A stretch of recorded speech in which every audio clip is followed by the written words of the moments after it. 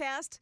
Well, yes. Channel 4's Melanie Layden says after last night's big storms, we're left with some lingering showers and very cold temperatures. We're getting into the 30s today, but when you factor in that wind chill, it's going to make it feel even colder. And you can see why. Look at how our wind speeds right now. Coming in from the west-northwest at 16 miles an hour. Some wind gusts are kicking up over 25 miles an hour at the moment. So it's a very cold, very windy day today.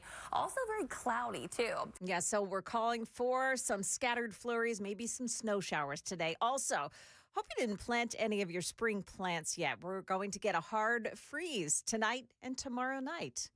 NES is reporting some 700 power outages overnight due to those storms. The utility company saying that crews are currently working to restore power as quickly and safely as possible. They're also advising that if you see a downed power line, assume that it's live. Stay away from it and call 911 right away. A ground stop is now lifted at Nashville International Airport. That ground stop issued by the FAA in the midst of last night's storms. Now, it may impact flights throughout the day as crews are working to catch up on the flight schedule. Happening in the Iran conflict this morning, a drone strike hit an oil processing facility in the United Arab Emirates, causing a large fire, but no casualties reported. And there's also word that a near total internet blackout is entering its 17th day in Iran today. Meantime, President Trump has renewed his calls for allies to help protect the shipping through the Strait of Hormuz. Here's ABC's Martha Raddatz. There's really no telling how long this could last, and there's already a backup there in the strait. The strait is very vital to the world's oil supply, and I don't think anyone can say exactly before that is clear. You might have Navy ships escorting them. People we've talked to say that is possible, but that too is very, very complicated because you have hundreds and hundreds of ships that have to get through that strait. Market numbers brought to you by Beacon Capital Management, online at beaconcm.com. A look at the week ahead with Dave Packer. Those interested in interest rates will be paying close attention this week on what's known as Super Wednesday. We'll get interest rate decisions from three major central banks, decisions from the U.S. Federal Reserve, the Bank of England, and the Bank of Canada. As far as the U.S., analysts are predicting that rates will hold steady. But there's more on Wednesday. We'll also get a major inflation reading from the government with the February Producer Price Index. On Thursday, initial job claims. Economists expect about 215,000 jobs. And we'll get January data on new home sales. The Street expecting that to be between 680 and 700,000. On the corporate front, NVIDIA expected to unveil a new AI chip during its global technology conference, potentially shifting its focus from graphics chips to a new generation of central processing units. And the Wall Street Journal reporting the Trump administration set to receive a $10 billion fee for brokering the TikTok deal. Dave Packer, ABC News. Stock futures this morning looking better than they have been. Everything is on the plus side this morning. That's the latest news. Your traffic is next. I'm Joan Jones, WTN News.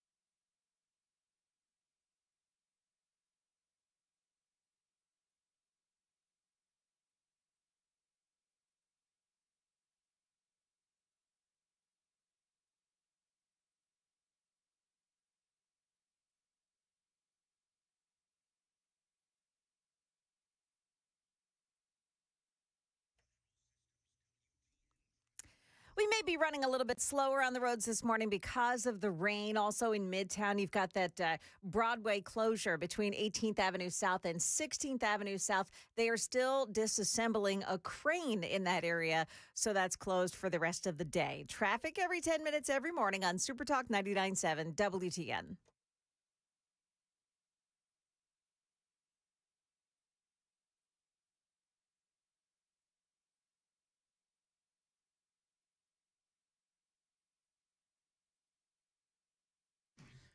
.506 Nashville's Morning News on Super Talk 99.7 WTN. Good morning to you, friends. It is 5:06 on a Monday, and hope you are doing well. Joan, Sam, it's great to be back in the studio this morning. Nice to have you back, Dan. I'm so excited. Yeah. No, you're not. I cannot. Absolutely nothing happened while you were gone. I cannot tell you how excited I am to be back. No, I'm very, very happy to be back here in the air chair in Super Talk 99.7.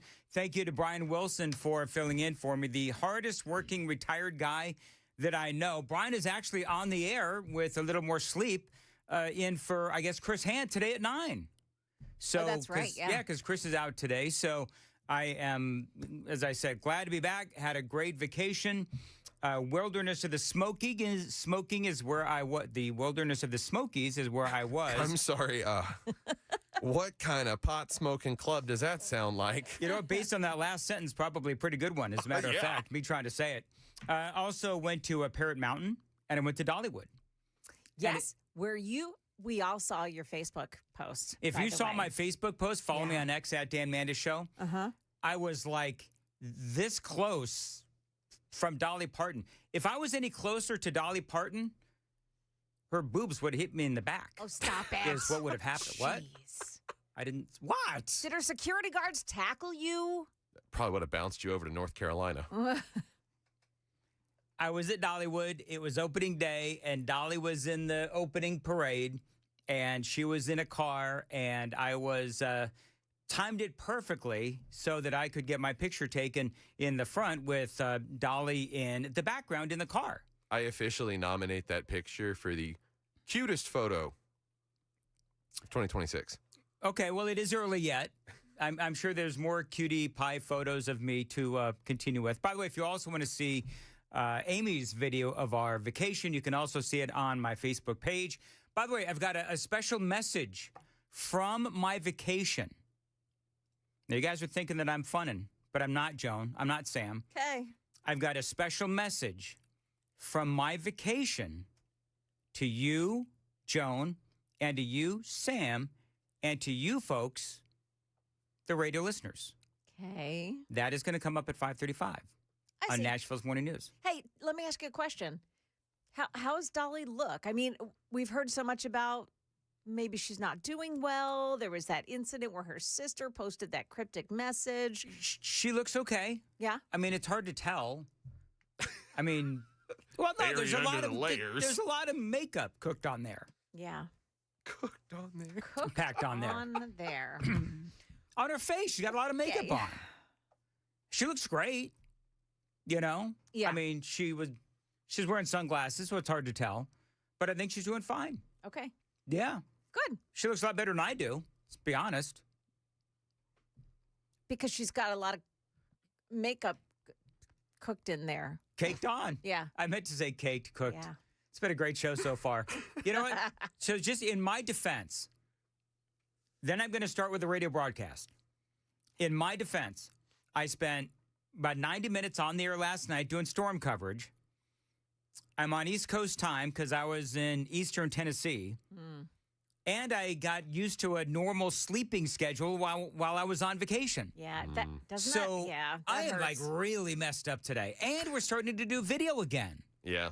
So I'm like all, you know. Can I point out one thing I really appreciate about that photo? Because it made me verbally, like, the aghast. the Dan Dolly photo? Yes. Yeah, what's that? Just, ever the mind of Mandis. I thought maybe you'd airplane her a little note request. Hey, come on Nashville's Morning News. But no, we're so excited to see Dolly that we just can't contain it. Do you know, I was going to yell at her to call into Matt Murphy's show because he's been trying to get her to call in for like, I don't know, years now. Oh, yeah. And, but no, I decided, to go ahead and just selfishly take a selfie. And that is what I decided to do. And I liked the photo. People said when I posted it on Facebook, people are like, hey, Dolly's so lucky she got her picture taken with you. It's like, stop it, people. Just stop it. Hey, is there still a war going on? There is. Yes. Although Not I don't much of think one we're from what allowed I to hear. call it a war. If you're on our side, it's not a war. It's it is a conflict. It is a conflict. That's what I call it, a Of conflict. interest. Okay, so it is a conflict. Very Yes. good. And the Save America Act still not passed? It is not. Okay, John Thune still hasn't brought it to the Florida. So what has changed? And he still has his job. So literally nothing has changed since I've been gone for like the last 7 days. Well, Also, DHS is still not funded. DHS is not funded. we maimed the new Supreme Leader.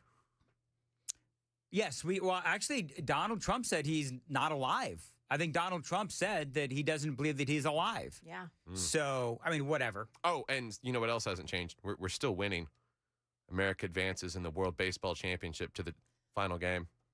Oh. After beating who? Who?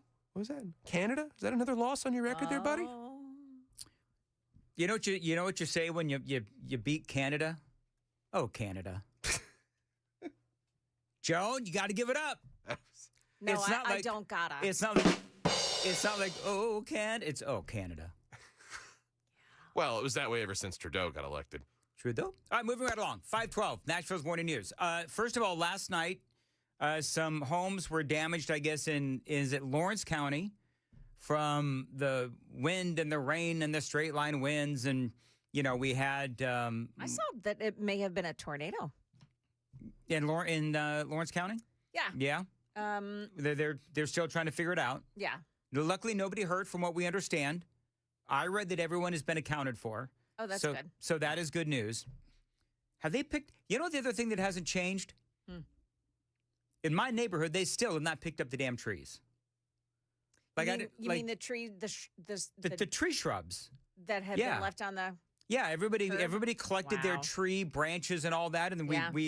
we have all obediently stockpiled them onto the side of the road, and right across the street from my house, there's like an 8-foot high pile of trees and tree branches, and they're still there. It's just waiting to be picked up. Still haven't been picked up. Wow. It's one of the first things we noticed when we got in.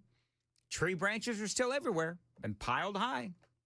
It's funny, last night we were talking about when the weather was coming through, Joan, about the trees in our neighborhood that we're betting are going to fall next, right? Because I've got some that are just, there's two. My buddy Jeff, I love my neighbor Jeff. He's got 2 trees that for we've lived there about 7 years. For 7 years, I've been waiting for those trees to fall onto my fence and my pool and my back deck. I'm just waiting. Now, they survived the ice storm. They've survived multiple storms and tornadoes, but someday those trees are going to fall. I'm just hoping that they fall before I get the new fence so that the insurance will buy me a new fence. Oh, wouldn't that be perfect? You know, I want to, I would be the one guy that gets caught with insurance fraud, but I would like Jeff to when we have big storms, to actually cut the trees a little bit and have them fall my way right onto my fence so that I can blame it on the storms and get a new fence. But I would, again, be the guy that would get caught with insurance fraud. The only guy in Tennessee that they would actually investigate, I'm sure. Of course, I'm also announcing it on the radio. Okay, getting to There is that. content. There Yeah. is that. Getting to content. 5:15, time to check the roads on WTN. Still nothing doing on the roads. Things looking really good this morning so far on 24, 40, and on 65. However, lots of spray coming up from those trucks beside you on the major roadway. So careful out there this morning. Traffic every 10 minutes every morning on Super Talk 99.7 WTN. All right, so Joan, real quick, as far as the weather goes, because Sam does not have my weather forecast. Okay. But No, it's there. We just didn't get done shuffling papers around. it's out of reach of my T-Rex arms. Oh, So, my goodness. real quick, Joan, what is the forecast for today? Colder today. Scattered flurries and snow showers. Okay. And a high of, 41 degrees. 41 for a high. And then a hard freeze tonight. So we're going down below freezing tonight. I was going to say that high is going to happen early this morning, and it's Yeah. just going to go down. Down. Mhm. So I was feeling a little bad because of my hydrangeas, because I have not cut the hydrangeas. You get the chance to. So now I should go ahead and cut my hydrangeas. Now is the right time to cut the top of my dead hydrangeas so that the new ones will bloom? Got the hydrangeas now. Okay. I guess it can't hurt. Okay, very good. I guess. Don't blame me if it doesn't work. Here's where we are. It's okay, I'm used to killing things. Here, including this first segment. Here's where we are as far as Iran goes. Yes, we are still at conflict. Yes, the price of gas is going up. Yes, we've been hit by not one, not two, not three, but 4 terrorist attacks in the last several weeks. So we have all of that to contend with. Donald Trump, I find it interesting how the media is, of course, playing all of this. We'll get into how they have been positioning this now. We actually do have people in the media that are calling for Donald Trump to say, you know what? Time to claim victory and go home. Donald Trump is saying, no, not quite. We are, again, seeing the price of gas go up. We have some inflationary fears. This is what the president said over the weekend about the political ramifications of the war. By the way, Joan, we are now using video again on the stream. So if you're watching us on the stream, I'm glad you're explaining this, you can see the videos. And I'm a little nervous about today's show because it's been a minute since I did video on the radio stream. So this is Donald Trump. He was on News Nation. This is part of what he said. About the political impacts of this. I mean, I have to do what's right. You know, political, I'm sure everybody has concern. I have to do what's right. I can't say that, you know, gee, I don't want to have any impact on oil prices for 3 or 4 weeks or 2 months, and we're going to let Iran have a nuclear weapon and blow up the entire East and beyond, right? Because, you know, they were going to blow up the Middle East. If I didn't terminate the Obama horrible deal, the Iran nuclear deal it's called, if I didn't terminate that in my first term, they would have already had a nuclear weapon and they would have used it immediately upon getting it. And if I didn't send in the B-2 bombers to bomb the hell out of it and obliterate, and that's what it was, we obliterated that site and stopped all their potential nuclear. If I didn't do that, you would have had Israel and the Middle East hit by nuclear weapons. And we wouldn't be talking about this right now. So that is Donald Trump. Obviously, the audio not great aboard Air Force One. I noticed something over the weekend. I did over the last week. And I know that I shouldn't do this, but I was keeping up with the news, or at least trying to. And is it Cassie or Casey Hunt? Whatever her name is over there on CNN. She said something like, if you're having to explain it, you're losing. Now, here's what I don't understand, because Donald Trump is explaining his reasons why he was at war or at conflict. And here's what I don't understand about Cassie Hunt's statement. And other Democrats have said this too, by the way. If you have to explain it, then you're losing, as in you're losing the narrative game.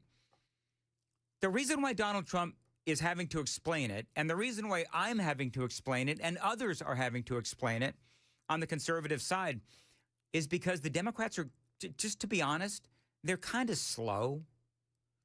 And it doesn't matter how often you explain it, the Democrats are going to say, and I've got the audio to prove it, the Democrats are going to say, why are we there? And I do understand that. This is what the Democrats do, right? Why are we there?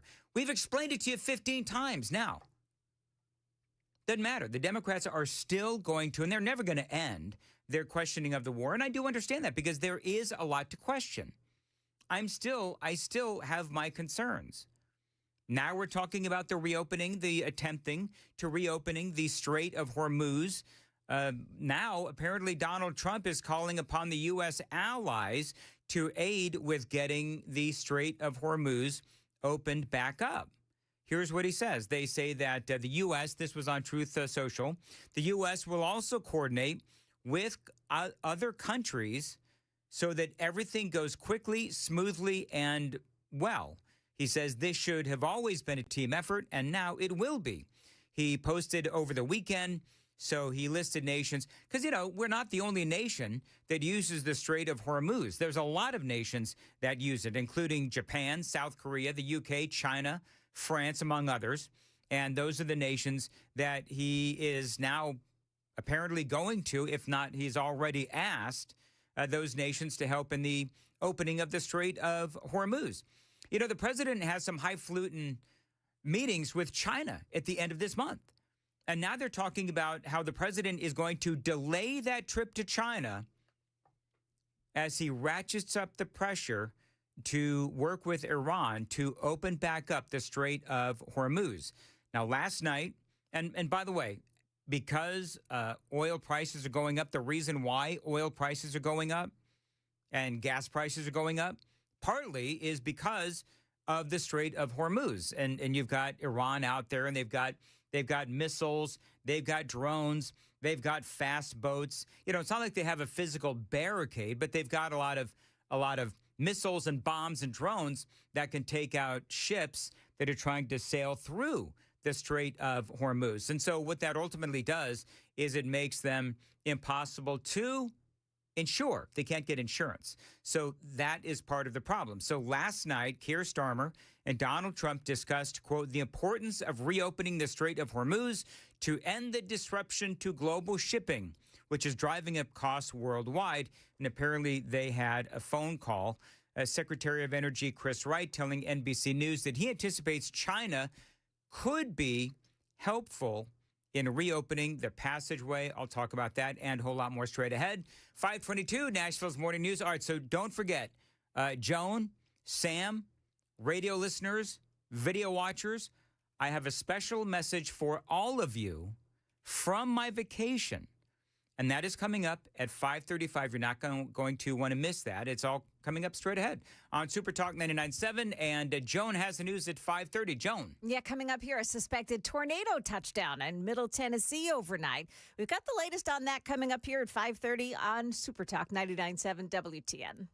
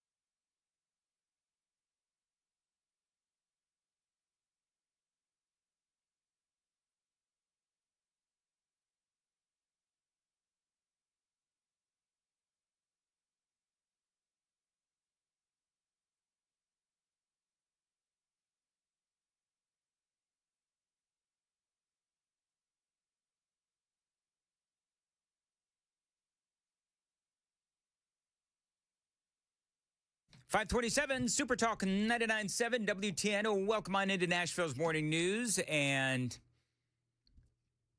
I'm really looking forward to speaking to Kathy Henners coming up at 6:05 on Super Talk, Joan.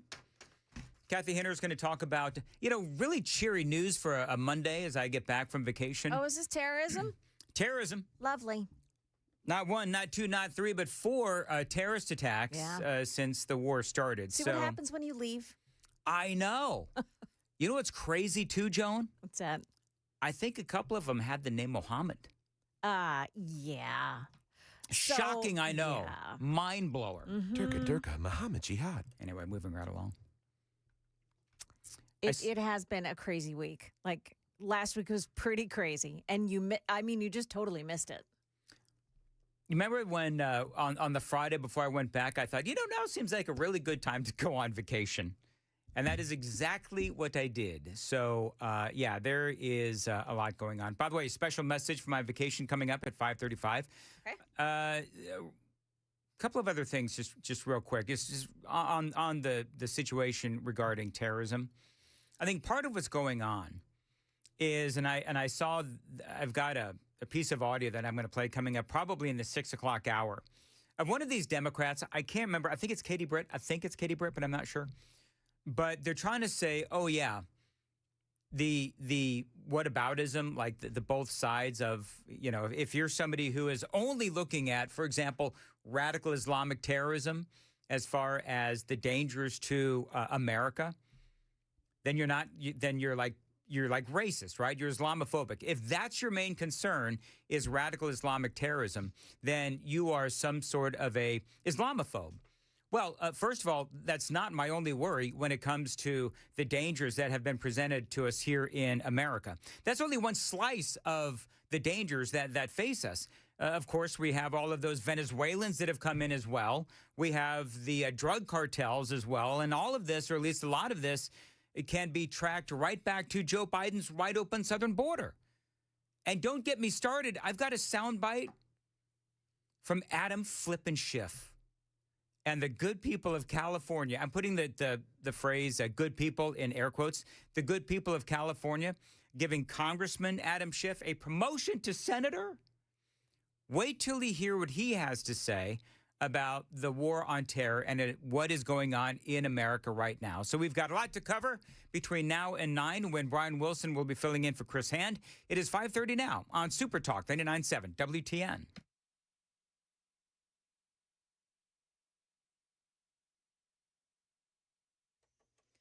Good morning. It is 5:30, and I'm Joan Jones with your top stories. Snow showers today.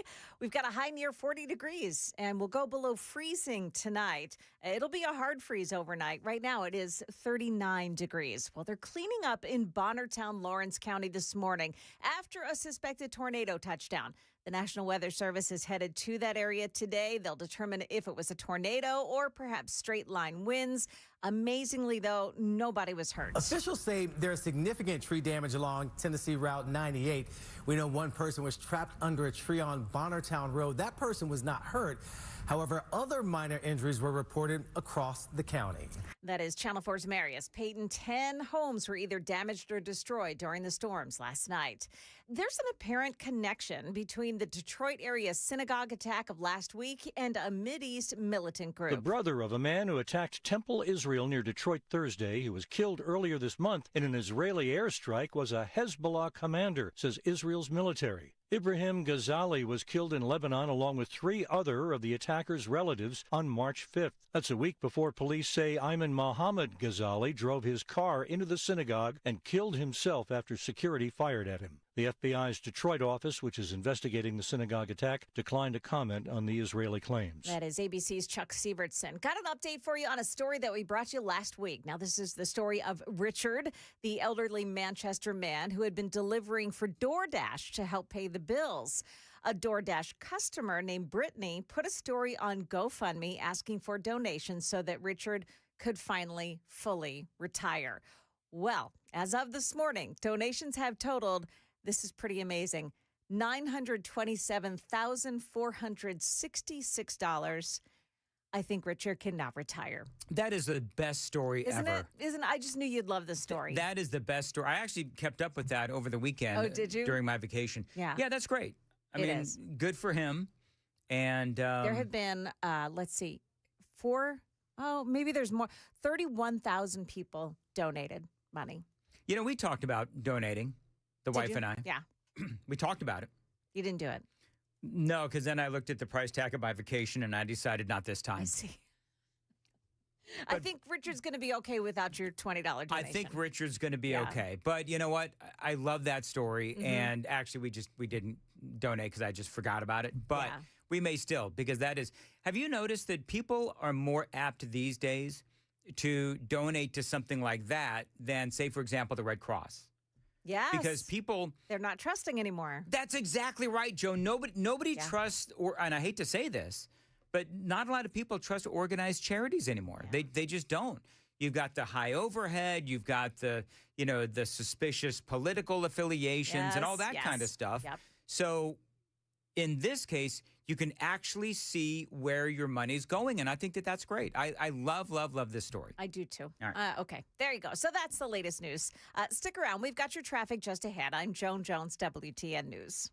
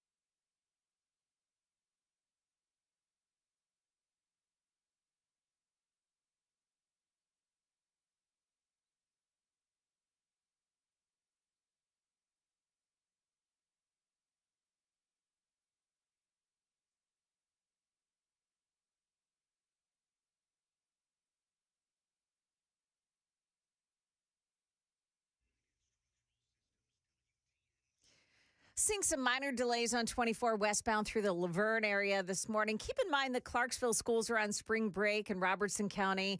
Also, there may be some storm debris in the roadway, and you'll come up on it very quickly if you're traveling too fast this morning, so be careful. Also, there are some scattered power outages, about 400 customers of NES in Nashville without power this morning. That may mean some traffic lights are also dark, so careful as you go this morning. Traffic every 10 minutes every morning on Super Talk 99.7 WTN. 5:38, Nashville's Morning News on Super Talk 99.7 WTN. All right, so Joan, I feel like I'm kind of sort of getting my on-air legs back. Okay. Because the first half hour of the show, I didn't feel right. felt a little, weird, whatever. Yeah. But now I feel like I'm kind of getting back into the swing of things. Mm-hmm. That's how. Oh, speaking of which, do you know what Amy made me watch over the weekend? What'd she make you watch? Not one, not two, all three of those godforsaken Austin Powers movies. Oh. Oh, my goodness gracious, those are dumb. You're married to a woman of culture. Oh, clearly aghast. It was the first or second night of my vacation, and I'm stuck watching Austin Powers for like 2 nights in a row. Any other Those are person awful expects you to movies. say some kind of chick flick series or something. Yeah, me too. Like, I was expecting My Big Fat Greek Wedding or something like that. Oh, I love that movie. Oh. No, but here's the funny thing, though, Joan. Have you seen the Austin Powers movies? No. Okay, so... No. Yeah, baby, yeah. No. Here's what's funny. As horrible as I think those movies are, and they really are dumb, I spent the next 6 days quoting it. Like every other word is like, yeah, baby. And I tell, oh, my Lord, have mercy. Those are just the dumbest movies ever. Dumbest movies ever. My audio up? Yeah. All right, so I've got a message from Dolly, because y'all know that I was at Dollywood, and I was in, of course, Eastern Tennessee. And I got a message from Dolly to you, Joan, and you, Sam. Oh, really? And She everybody listening. delivered a message? And yeah, listen very closely. Okay. Hello. That's Dolly. You ready? Is that Dolly a toucan or something? That's a parakeet. That's Dolly the parrot. Dolly the parrot. Dolly the parrot. Hello. We went to Parrot Mountain. Oh. If you have not been to Parrot Mountain, that is one of the greatest treasures of Eastern Tennessee is Parrot Mountain, because you walk in and the parrots are talking to you, and they're saying, Hello. I tried to get the parrot to say Trump is, Trump rocks. Yeah. And Biden sucks. They almost escorted me from the building. Hello. So I had to settle for hello. I actually saw a guy the other day that was training his, I think it was parakeet, to imitate R2-D2. Someone's created a YouTube video where you can train your bird to make the beeps and boops of R2. Really? Yeah. It works. That's actually very cool. Well, all I got was Hello. hello. Hello is okay. So All they right. give you this. They give you this little syrup or something, Oh, yeah. and you ever been there? It's Parrot Mountain. No. So Well, you I've been to the Nashville Zoo's got a nice bird sanctuary, and they give you the syrup to the syrup. coax them So- over. Oh, yeah. really? So you Yeah. walk into. If you watch the video that I posted on YouTube, you walk into this structure with all of these birds, and you've got the syrup, and it's like an Alfred Hitchcock movie. They come at you like yeah. by the dozens, and it's like, what the? I didn't know. I didn't really know what was happening. They handed me the thing and they told me to walk into Amy knew what was going on. Yeah, hold this and walk into the room. And I'm just like attacked by all these birds. I swear it felt like an Alfred Hitchcock movie. Well, luckily, you don't have any hair for them to nest in. Yeah. No. Did you get pooped on? Did not get pooped on. Okay, good. Yeah. Yeah. See, not that would be of all the things, that would be my fear. getting pooped on. Yeah. No, They're not very big birds. You've had babies spit up on you. That's way worse. Can I be honest with you, though? I felt No. like, so this is the kind of conversations that Amy and I had. I did not get pooped on during my trip to the Parrot Mountain. Yeah. But when we're at Wilderness of the Smokies, you certainly, Sam, you know what Wilderness of the Smokies is, right? So, Joan, you probably don't. It's a big hotel. Oh, I've been there several times out in Sevierville. I know exactly what you're talking about. And it's got a big indoor water park and all that kind of stuff. And a little arcade area and all that stuff. Yeah. Been there several times. So Riker has to jump out and go to the bathroom. He's in the wave pool, right? So he's 12. So he is enjoying the wave pool. And I go out there with him. You know, Amy's not much of a wave pool kind of girl. Didn't want to mess up her hair. Are you kidding me, really? So I anyway. get it. So I had to go, and I enjoyed too. So on the last day, we're there for 3 days. And then on the last day, the last hour, Riker has to jump out and go to the bathroom. And she says, well, I'm really proud of Riker. And I said, why are you proud of Riker? I mean, there's so many reasons to be proud of Riker, but why are you so proud of Riker? And she says, well, because he said to me, I have to, you know, get out of the big wave pool and run to the bathroom. And I'm like, well, why? I mean, okay, why are you proud of the fact that he had to go to the bathroom? And then she brings up the fact that, do you see a lot of those little kids out there running to the bathroom? In other words, the implication being that I have been swimming in urine and fecal matter for the past 3 days. Dun, dun, dun. It was like, and you. That's a shock to you, honestly. You know what? Can I be honest? I hadn't really thought about it, but she was right. Then I started obsessing over all of these kids that are in the pool, in the wave pool, and nobody's going to the bathroom. And I've been swimming in it for 3 days. It's That's nasty. what the chlorine is for. Yes. You know what? I would have felt better had I smelled the chlorine, but I didn't smell any chlorine. No. Well, if you didn't smell any urine, then one would suggest that that's equal parts chlorine and urine, and the chlorine still cancels out the pee-pee. You know what? I hope so. I hope so. My of course, I started obsessing over it, and then I started thinking about if you took one of those little, like some of the water and tested it. Yeah. What the crap to water ratio would be like. I know how to do that. I was a lifeguard in high school. You can probably bring your own kit and test if you'd like to. You don't want to know. Yeah, you see, that's the thing. I don't want to know, and I did find it funny that need some video.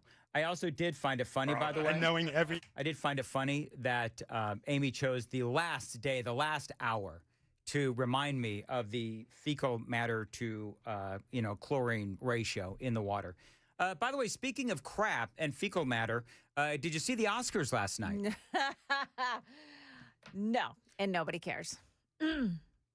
So I know that nobody cares.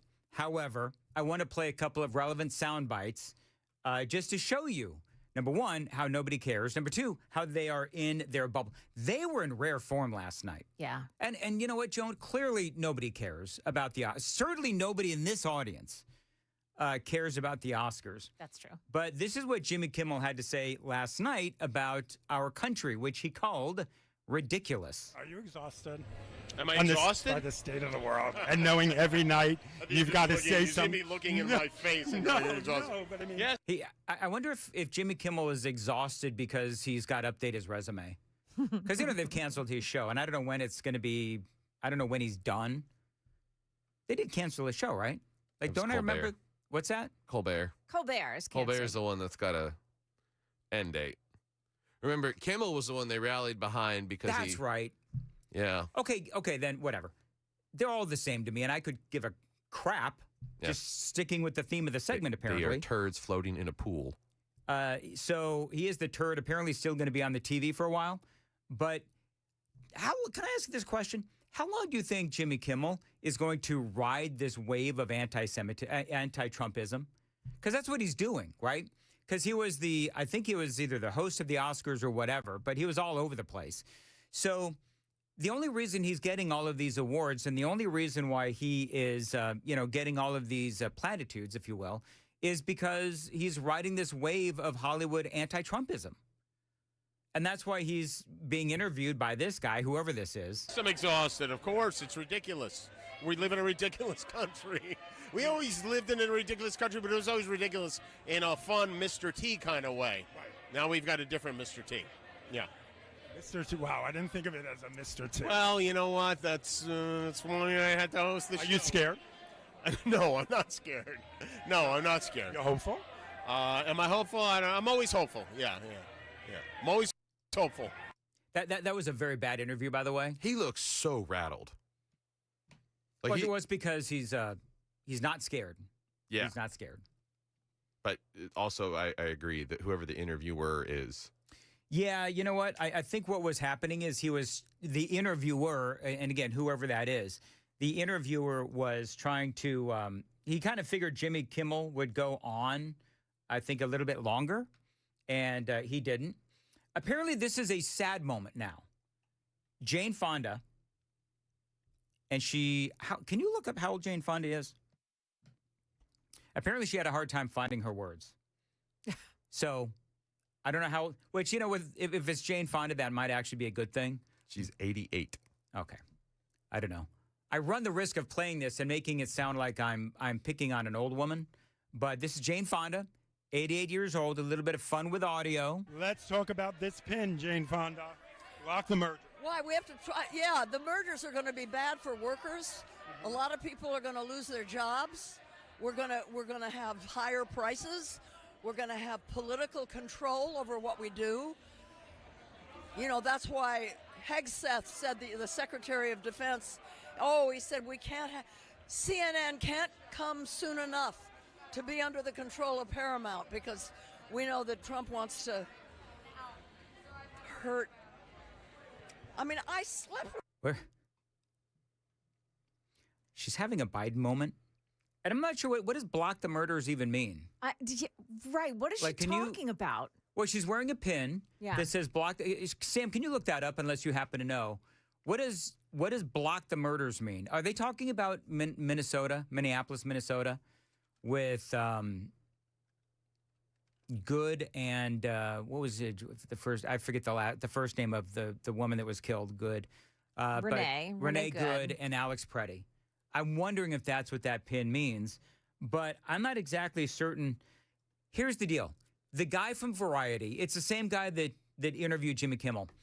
Clearly what he's trying to do is put politics front and center with every single one of his questions. That's what he's trying to do. And I don't think that Jane Fonda was prepared to talk about her pin that says block the murders and exactly what it means. We're going to have political control over what we do.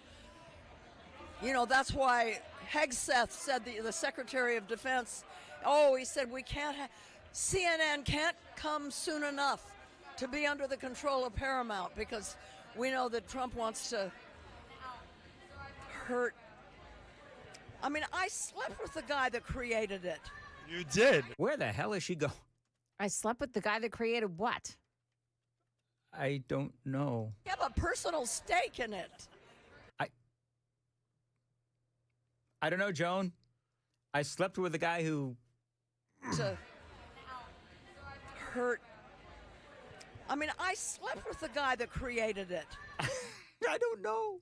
Her pin does not say block the murders. It says block the merger. Yeah. Okay. Block the merger. What? The merger of Paramount?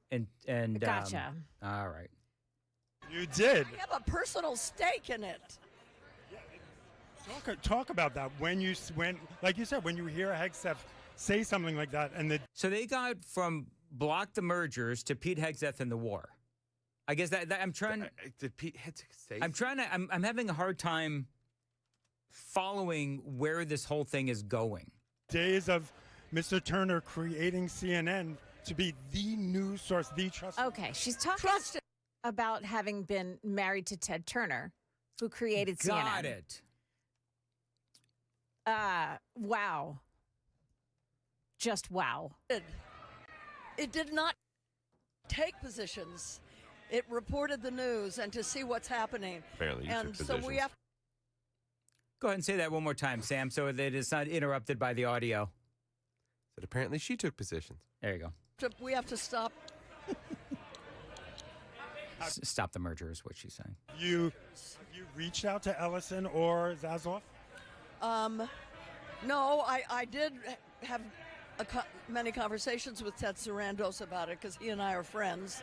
And this was, this was any merger, not necessarily just the Paramount merger, but the Paramount merger is really profitable. She wants to stop any merger.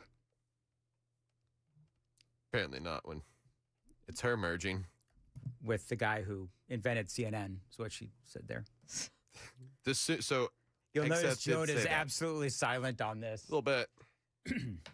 But Hegseth did say the sooner David Ellison takes over that network, the better. Is that what he said? Yeah, he said that in Okay. the press conference March 13th. Okay. In my defense, I wasn't paying attention to the news at that time. But what's interesting though with what Jane Fonda says is that they're taking opinions on CNN. She's kind of all over the place. Where the original CNN was about reporting news. I know that you remember this, Joan. Yep, I do. When CNN started reporting the news and doing the 24-hour news cycle and everything, they were the original. And CNN clearly is doing something differently. Now, I don't necessarily fault CNN for doing things differently because they're doing things differently, just like Fox. Fox is not the same as it was 10, 15 years ago, whenever. What year did Fox News start? That's a good question. God, it was after CNN, obviously. But yeah, I mean, Fox isn't doing the same thing that they were doing years ago either. October 7th, 1996. Isn't that crazy? Wow. Fox was 96? Yeah. And what year was CNN? I bet you that was, you got to guess, Joan? I'd be willing to bet CNN was 91.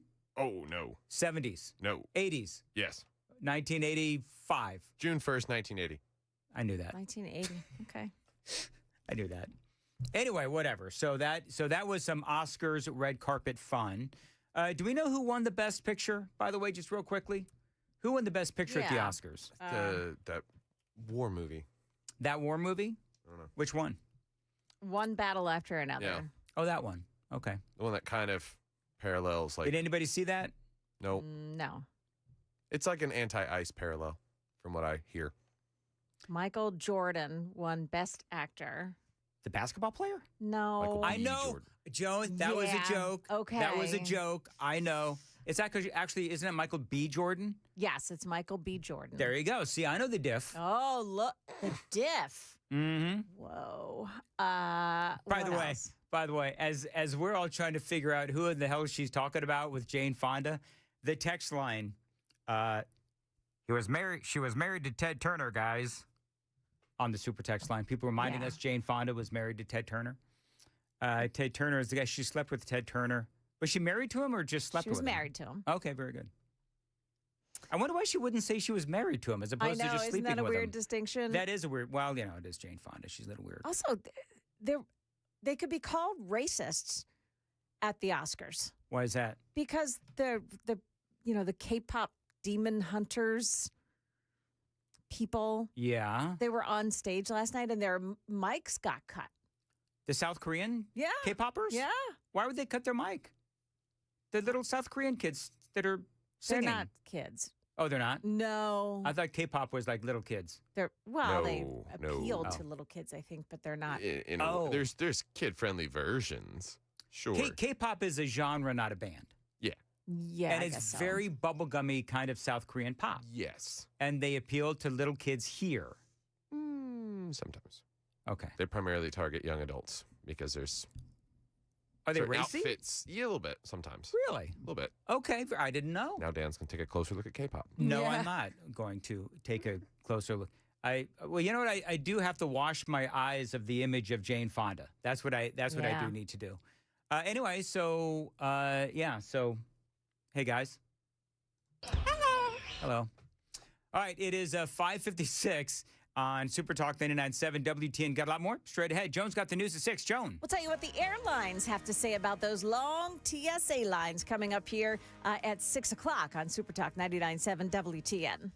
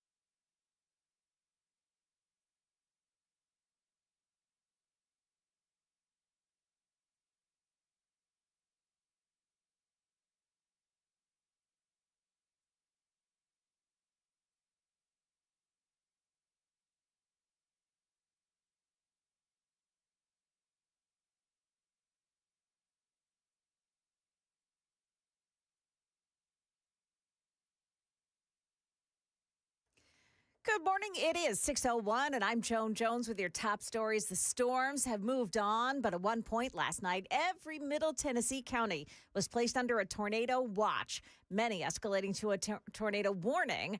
Now, one county did experience either straight line winds or a tornado. Lawrence County Emergency Management reporting there were 10 homes and one business heavily damaged during those storms. Minor injuries, however, were reported. A handful of school districts have announced closures for today.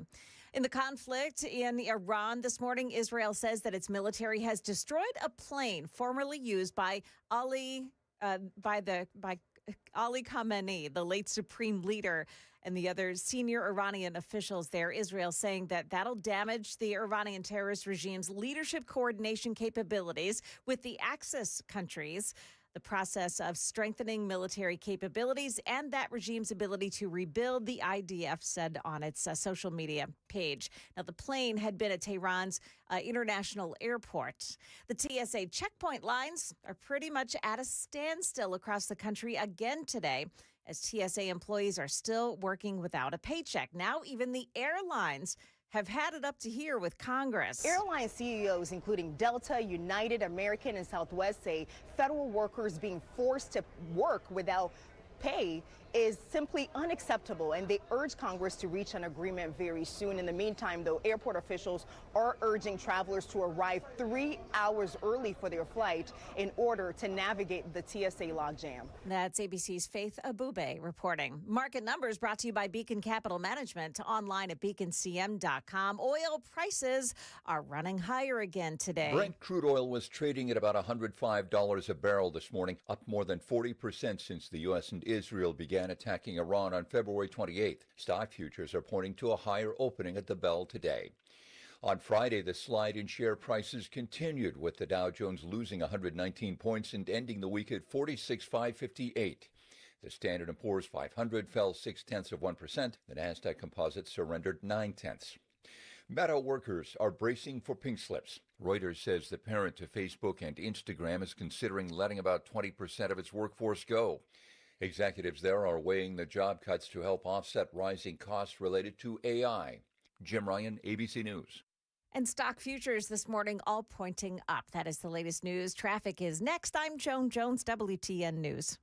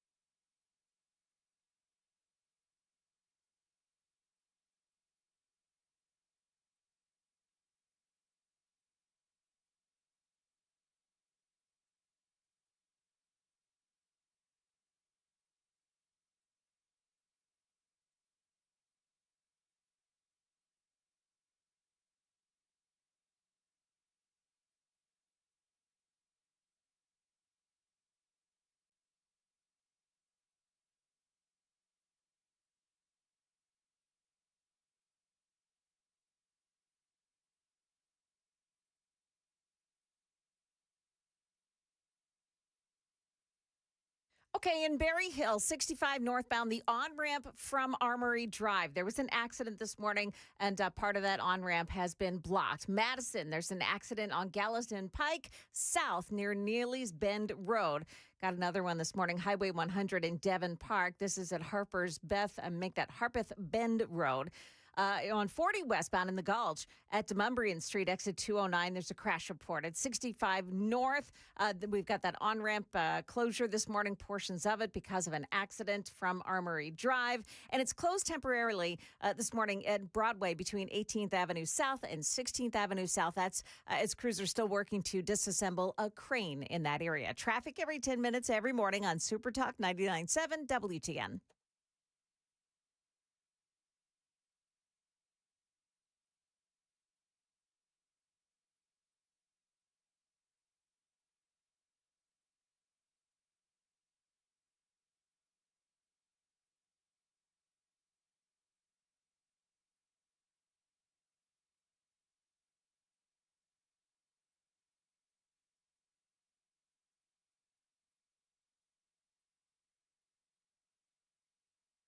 .607 Nashville's Morning News on Super Talk 99.7 WTN. Good morning to your friends. Hope you are doing well. And welcome on into a Monday. It is March 16th. Want to welcome on into the program Kathy Henners. Kathy, always great to have you on. Kathy, you are our expert on all things radical Islamic terrorism, police stuff, and many other things, law enforcement, those kinds of things. And Kathy, always great to have you on. So let's talk about, I went on vacation, Kathy. We'd had one terrorist attack here in America. Now we are up to 4. So let's go through some of these because, as we're watching all of this unfold, now we have the story this morning from over the weekend that now the airlines are asking for the Democrats to come back and fund the Department of Homeland Security. And so let's talk about these terror attacks. And this is pretty scary because, of course, we know that there are sleeper cells here in America, courtesy of Joe Biden's wide open southern border, among other things. And so let's look at, first of all, I want to do these in order of appearance, if we will. In New York, a couple of homemade grenades or bombs thrown outside of Mamdani's mayoral home. This was weekend before last, and a couple of guys, 18 and 19 years old, apparently, I don't know, would you call them self-radicalized? No, we've learned recently that they've been overseas. Balat was in Turkey. He's from Turkey, actually. His parents are from Turkey. And we know that Ibrahim Qayyumi was over in Afghanistan quite a bit over the last year and a half. So they've been studying abroad, which isn't good. So we also know, though, that they gave their allegiance to ISIS. As police were arresting them, as a matter of fact, one of them, Qayyumi, wrote that he pledged allegiance to the Islamic State and that he hoped we die in your rage, kafar, which is non-believers. They used an interesting way to build their bombs, though, and I had said that that's the classic signature of Al-Qaeda, but we know they all are basically the same. But their IEDs were absolutely meant to cause death. The different things that TATP, which is triacetylene triperoxide, and with shrapnel, that is Al-Qaeda. That is the signature from Al-Qaeda. They used to dip the shrapnel material into rat poisoning, which would cause coagulation. So they knew what they were doing, and I believe part of that came from their training. These guys, these young, one was 18, one's 19. They are not, disenfranchised. They are wealthy. They come from wealthy parents. One of these guys, Kathy, lived in a $2.3 million home. Yeah, in Pennsylvania. Yeah, they both were from Pennsylvania and, traveled with the intent, purpose of killing people at this anti-Islam protest. So dangerous. They're very young and, both had an interesting thing to write, to the police. The one had also stated, Emir Balat stated that this isn't a religion that just stands when people talk about in the blessed name of the prophet. They take action. If I didn't do it, someone else will come and do it. So, they probably have had a network. I mean, this is real stuff. They're claiming ISIS, and this is certainly real, and this is certainly a concern, with the youth that are here from all different countries. But, Kathy, they're living the life as Americans. Well, that's the bizarre part. So one of these guys The parents were born in Turkey. The other had roots in Afghanistan. They say he likely was born in America. Parents came here from Afghanistan, some say. And so, but you and I, Kathy, in the past have spoken about second generation terrorism. So, in other words, parents come here from another country, say, for example, Afghanistan, or from some of these other places like Turkey, and then the parents are able to make it here, like clearly these parents did here in America, but then the children, as they grow up, become sort of, I don't know, radicalized. And are the parents not paying attention to what their kids are watching online and watching for signs of radicalism? The parents will probably say, and I don't know if they've been interviewed, but the parents will probably say, oh, we had no idea what they were doing. Do you think that's true? The parents had no idea? I do, to a point. I mean, the fact that they traveled back to their home countries, their respective home countries, is alarming. Did the parents know what they were doing while they were gone? But you have to understand, too, Muslim children, and I'm not saying this is the case here, but most Islamist children are taught from a very young age in our mosques throughout the country, but also certainly abroad, that Christians and Jews are not to be your friends. I mean, this is in their textbooks. We have their some of the textbooks, and it clearly shows that. But I think that on college campuses today, and it doesn't say whether they attended any colleges, but on college campuses, you have the Muslim Student Association, who appears to be community-minded, but they're all being taught the same thing.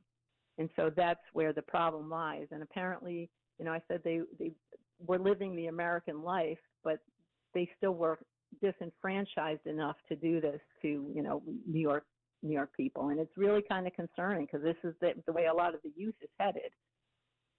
Yeah, it is, and sad but true. And you would think that, and I don't know if there's any way, there must be a way to track this, but if there's like an 18-year-old or a 19-year-old that is going and flying back to a place like Afghanistan or, Pakistan or whatever, I mean, to me, that would just raise alarm bells. It would. Yeah. And maybe I've been doing this too long, but I know what's happening. I know the radicalization that is happening in those countries. And so an 18-year-old flies to a place like Afghanistan and then comes back, and it's like, I mean, I know you can't say, well, you can't come back, but I mean, how do you figure out what these people like this are up to? I mean, the government, they've got a challenge based on what's happening. Yeah, they do. They really do. But, it wasn't like a vacation where they just went for a week or 2 weeks. They were gone for prolonged periods of time. They were gone for a matter of months. And so that should have been a red flag on their way back, that our agencies should have kind of looked into who they were with when they were over there, what they were doing. Their phone records would show any support, whether it's monetary support or just, support for these organizations. But, the ball's being dropped. And of course, it has a lot to do with right now with, DHS having its problems. But certainly, the red flags are everywhere. And when you look at the other men that have created these incidents over the past week, these terrorist events, they're older, from 36 and 53 and 39. So they're not kids. So I found that one in New York City to be quite disturbing because of the age of the two that did this. We have another guy. This was at Old Dominion University. Convicted ISIS supporter walks into an ROTC classroom and just starts shooting. The instructor ultimately was shot dead. And the guy who walked in and did it started shooting. His name, of course, Mohammed. He had actually served prison time for attempting to aid ISIS 10 years ago. He was released from federal custody in December of 2024. Guy's name was Mohammed Baylor Jallow. He was born in Sierra Leone. And what do we know about him? I mean, this is a guy, I don't know, man. Maybe it's just me, but it seems to me like somebody like this who served prison time for trying to aid ISIS 10 years ago. They should have just sent him back to Sierra Leone. Well, and that's the problem. He actually was released 2 years early, December of 2024, but his sentence went to 27. So he was released early, And so I guess what I have a problem with is obviously there was a system failure there. He was let out because of, good conduct and being basically a model prisoner, if there's such a thing. So, all that accounts to when they do release someone early. But why weren't any of our federal law enforcement agencies or any agency notified that he was going to be back on the streets? I mean, he was convicted in this country of supporting a terrorist organization. He was also obsessed with the Fort Hood shooting. Yeah, and so he was, he walked into what was called Constant Hall, and supposedly he asked if it was the ROTC class, and that's when he began open firing. So he obviously had something to, against ROTC as well. But that was a problem long ago. He never should have been released from prison. As a matter of fact, he probably should have been transferred and deported immediately upon release. And so, but, again, because, of our system having its failures, we have liberal judges. He didn't go, there was no parole or probation as he was released. He was just out. And so that's a problem. But we also know that prisons are ripe with Islamic converts right now, too. And that's creating a problem. Coming up, we're going to talk about the attack on that synagogue in Michigan. Details straight ahead. It's time to check the roads on WTN.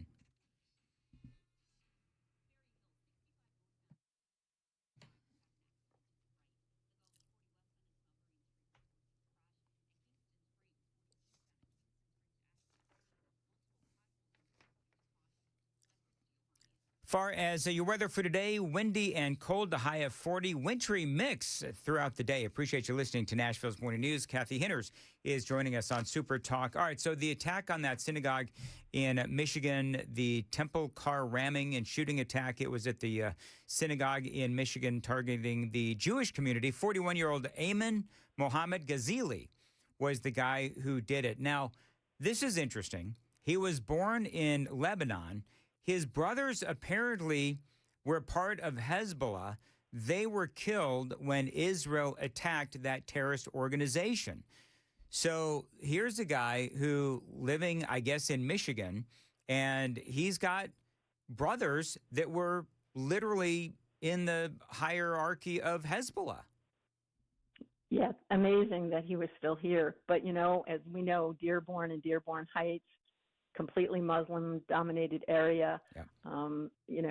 Again, professing the ISIS and Al-Qaeda connection, they both of those specifically call for vehicles to be used, any type of vehicle. In one of their magazines, they just say, the bigger the vehicle, the better, and they like, pickup trucks or U-Hauls. But you have to also remember, in Islam does not teach retaliation, or it teaches retaliation, but not justice. So he was hell-bent on destroying those that, came after his family.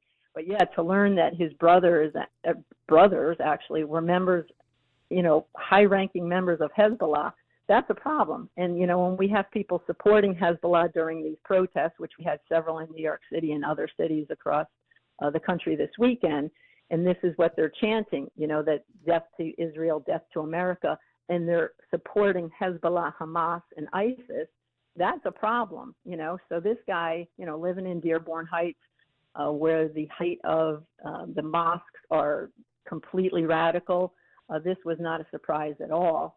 But, it's just another, and then I got to say, maybe you've heard of this, but there's something they're not talking about the armed man that was fully dressed in tactical gear that walked into a elementary school in Klein, Texas on Tuesday. And that's another one that the media has kind of shoved under the rug for whatever reason. But this man was from Baghdad, Iraq. And he walked in behind someone that didn't close the door. He was in full tactical gear. He did have a holstered gun and a taser. And when he asked his name, he wouldn't give his name. And then I guess he got uncomfortable and he left. But no one's talking about that. That could have been an absolute disaster. And what's interesting, his real name is Ruhai Muhammad Najim of Klein, Texas. But he's also going by the name Kyle Najam Chris. which, is kind of interesting because remember Chris Kyle, the Yep. Navy SEAL that was killed years ago, he took that name after he was naturalized. He put in for an immediate name change, which is kind of interesting. But, there's another story that's gone underneath the rug. And then the other interesting thing about all these men, obviously, is the common denominator is that they all practice the same ideology. They all gave their allegiance to Allah and the Prophet Muhammad. They were all prepared to die. And they're all from countries that are under Islamic law. So, there's no golden rule in Islam. There's no 10 commandments. It's all based on what the Prophet Muhammad commanded. And so, people can look this stuff up. I know there's a lot of eye rolling going on. There she goes again. But, they're not pulling this out of nowhere. This is the ideology that's taught to them from being a child. Yeah. And then we're starting to see this, and it's happening all over the country. So it's not just, one place. It's, it's popping up everywhere. Well, and the thing is, Kathy, is that we could do an hour on this because, with each and every, and you and I have in the past, but with each and every one of these instances of these terror attacks, there's a lot to all of this. For example, the guy in the ROTC classroom, he was born in Sierra Leone.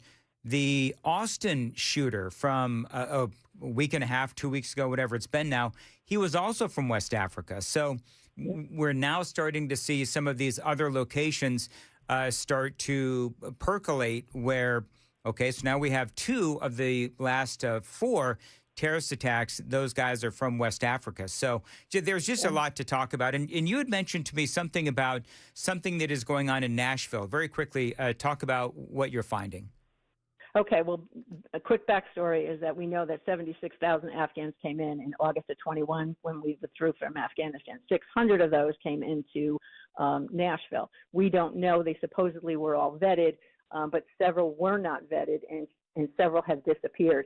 So I just learned that the Afghan Association of Nashville has purchased a building on 9 acres in Lawrence County. And so there's no connection. They have no connection. It's in the middle of Amish country. People in Lawrence County are alarmed at this. But we know that the goal is to heavily populate small cities, not only to change the demographics, but it's eventually to have large voting bases. So here we go, in the middle of Amish country.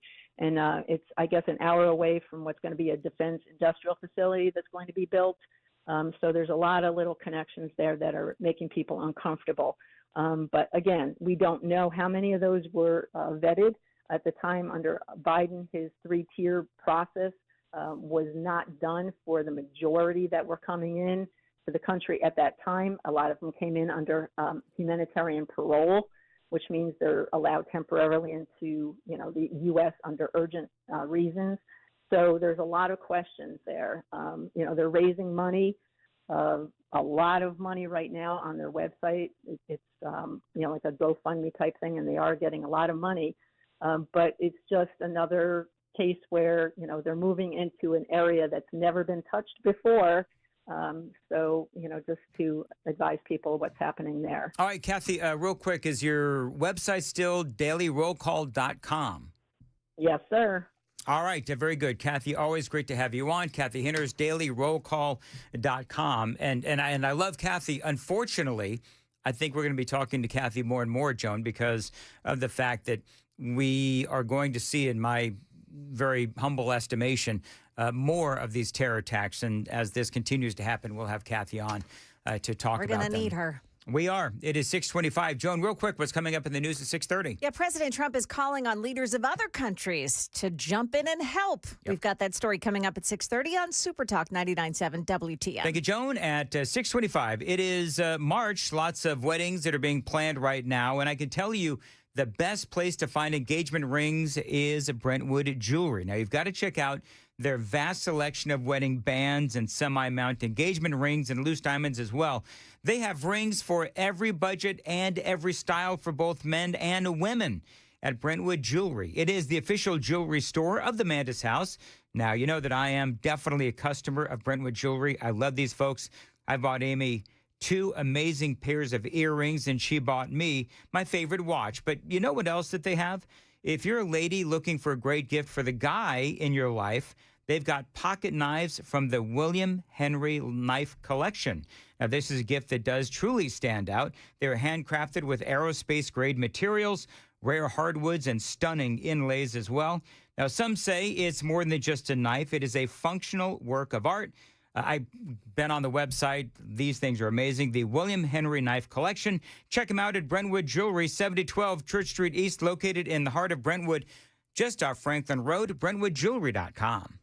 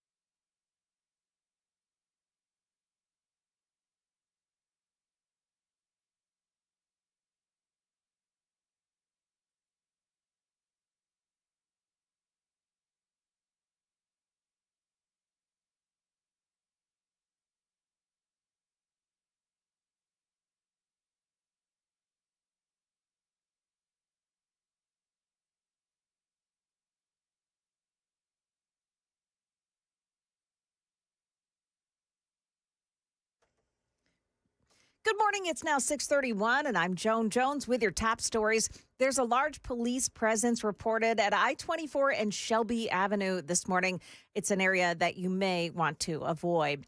President Trump has called for a coalition of nations to jump in and help with policing the Strait of Hormuz. Sounds like UK Prime Minister Keir Starmer got the message. We have to reopen the Strait of Hormuz to ensure stability in the market. That is not a simple task. President Trump warning that the NATO alliance faces a very bad future if its members fail to come to Washington's aid. Now, in a Truth Social post, the president said he was counting on China, France, Japan, South Korea, and others to join Britain. If China doesn't agree to help, Trump said that he may postpone his scheduled trip to Beijing for the end of this month. Renewable energy company Create Energy is expanding its Middle Tennessee footprint. It says it has acquired a new facility in Orlinda to function as its main production center, creating just about 1,000 new jobs. Create Energy says it'll invest more than $76 million at that new Robertson County location. The current Sumner County location will serve as the Welcome Center and Research and Development Hub. Tragedy at the Louisville St. Patrick's Day parade over the weekend. A woman who was participating in that parade fell under one of the floats. Louisville Metro Police said that she had been walking alongside the float when her foot got caught. She fell under the float and was run over. The woman was taken to a hospital where she was pronounced dead. That is the latest news. Stick around for your traffic next. I'm Joan Jones, WTN News. Thank you, Joan. It is 6:33. Super Talk 99.7. I want to tell you about my friends at Window Nation. Is your heat or AC running more than it should, no matter the weather? Well, you could have some window problems. They could be old. The insulation is failing. Well, the pros at Window Nation, they can help you get new energy-efficient windows at a great price, courtesy of Window Nation. Right now is a great time to replace all the windows in your home because right now, the more that you buy, the more savings you could enjoy. Up to 50% off all window styles.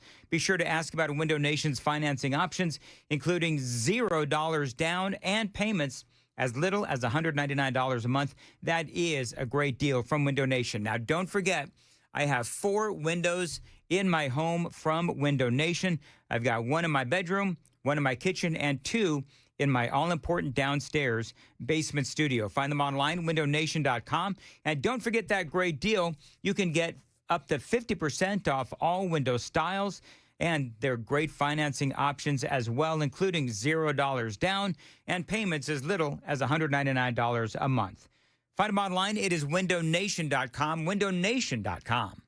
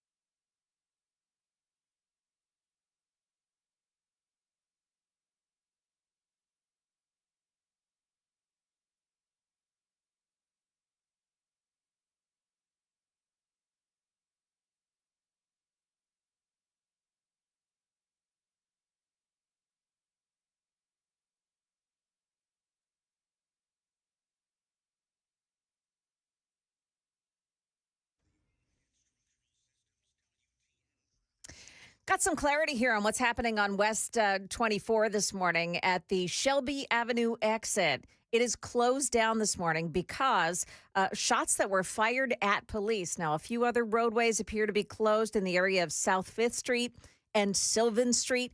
Be careful in those areas. Large police presence. And again, 24 westbound, the exit ramp at 24 west exit ramp at Shelby Avenue has been blocked off by that police presence this morning. Also, East Bank on 24 westbound. Oh, they're saying that police activity there. Madison, you've got Gallatin Pike South near Neely's Bend Road. There's an accident reported in that spot this morning. 40 eastbound past Kingston Springs, Ashland City, exit 188. Some potholes in the road and some vehicles on the shoulder because of it, disabled by those potholes. They must be something. 65 north, the on-ramp from Armory Drive. There's a crash on the on-ramp, and the shoulder there is blocked. Traffic every 10 minutes every morning on Super Talk 99.7 WTN.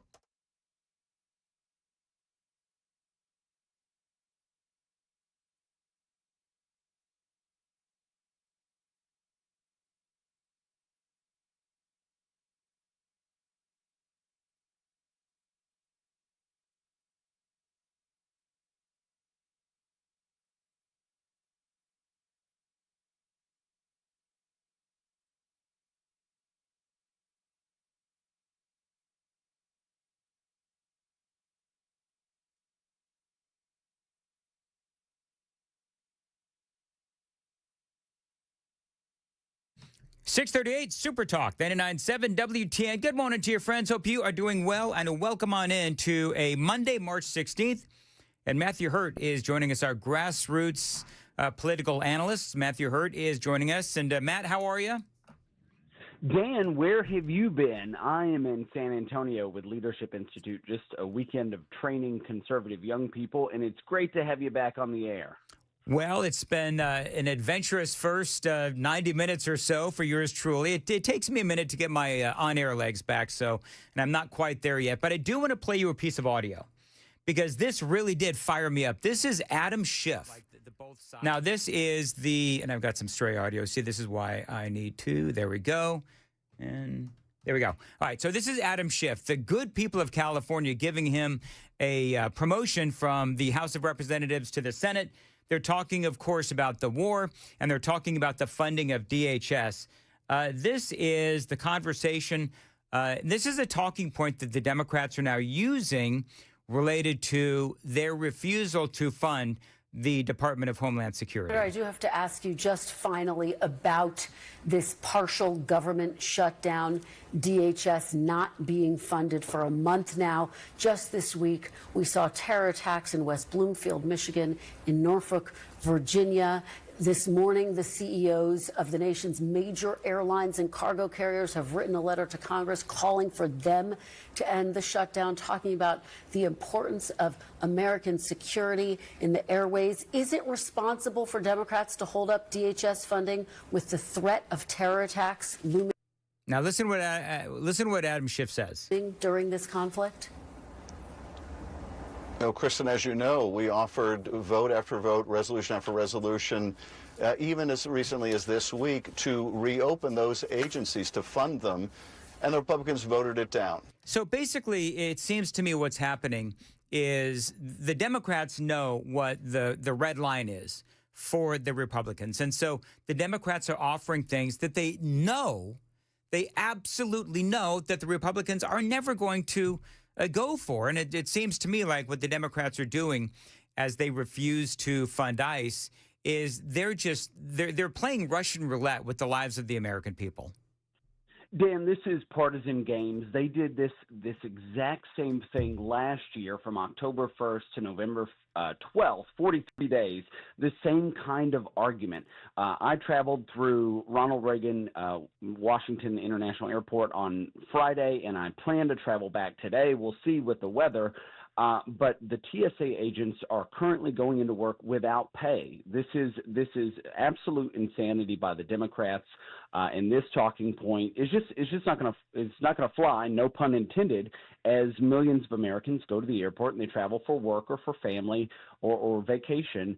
This is absolutely outrageous. The Democrats in Washington refuse to do the baseline minimum to make sure the government is funded, and then they try to blame Republicans, or they hem and haw like Adam Schiff here. It is most Americans, I hope, see through this partisanship. You know, I'm sort of chuckling when you say we hope that the American people see through the games and the partisanship. I just don't know if the American people do. Now, it does seem like whether it is Jake Tapper, who also had a similar moment, he was interviewing a Democrat over the weekend as well. But I'm noticing that members of the media are asking the same, I would say, very pointed or direct questions when they're talking to the Democrats, effectively holding them accountable for holding up a deal to fund the Department of Homeland Security in a time that is very dangerous for the American people. Yeah, we've got, you just talked with Kathy Henners about these 4 different terrorist attacks over the last week or week and a half. And again, this is something I think that when you have the airline companies, again, most of what we see are Republicans and Democrats in Washington and Capitol Hill talking past each other about this. But now this is impacting an industry. And so for the safety of Americans who travel, but also the safety on the ground in states and cities across the country as we face, particularly at ODU in Virginia last week, these terrorist attacks. We have to have funding for federal law enforcement and other security agencies that keep us safe, that are able, these men and women are going into work, they're investigating these individuals, pursuing potential crimes, and even when the crimes or terrorist attacks are committed, those individuals, those resources have to be available to these law enforcement agencies. And again, Democrats are playing games with the lives of American people. Okay, now, how is that going to apply to the midterm elections? I'm going to talk about that and a few other things with you. Matthew Hurt, straight ahead. It is coming up on 6:45. Time to check the roads on WTN.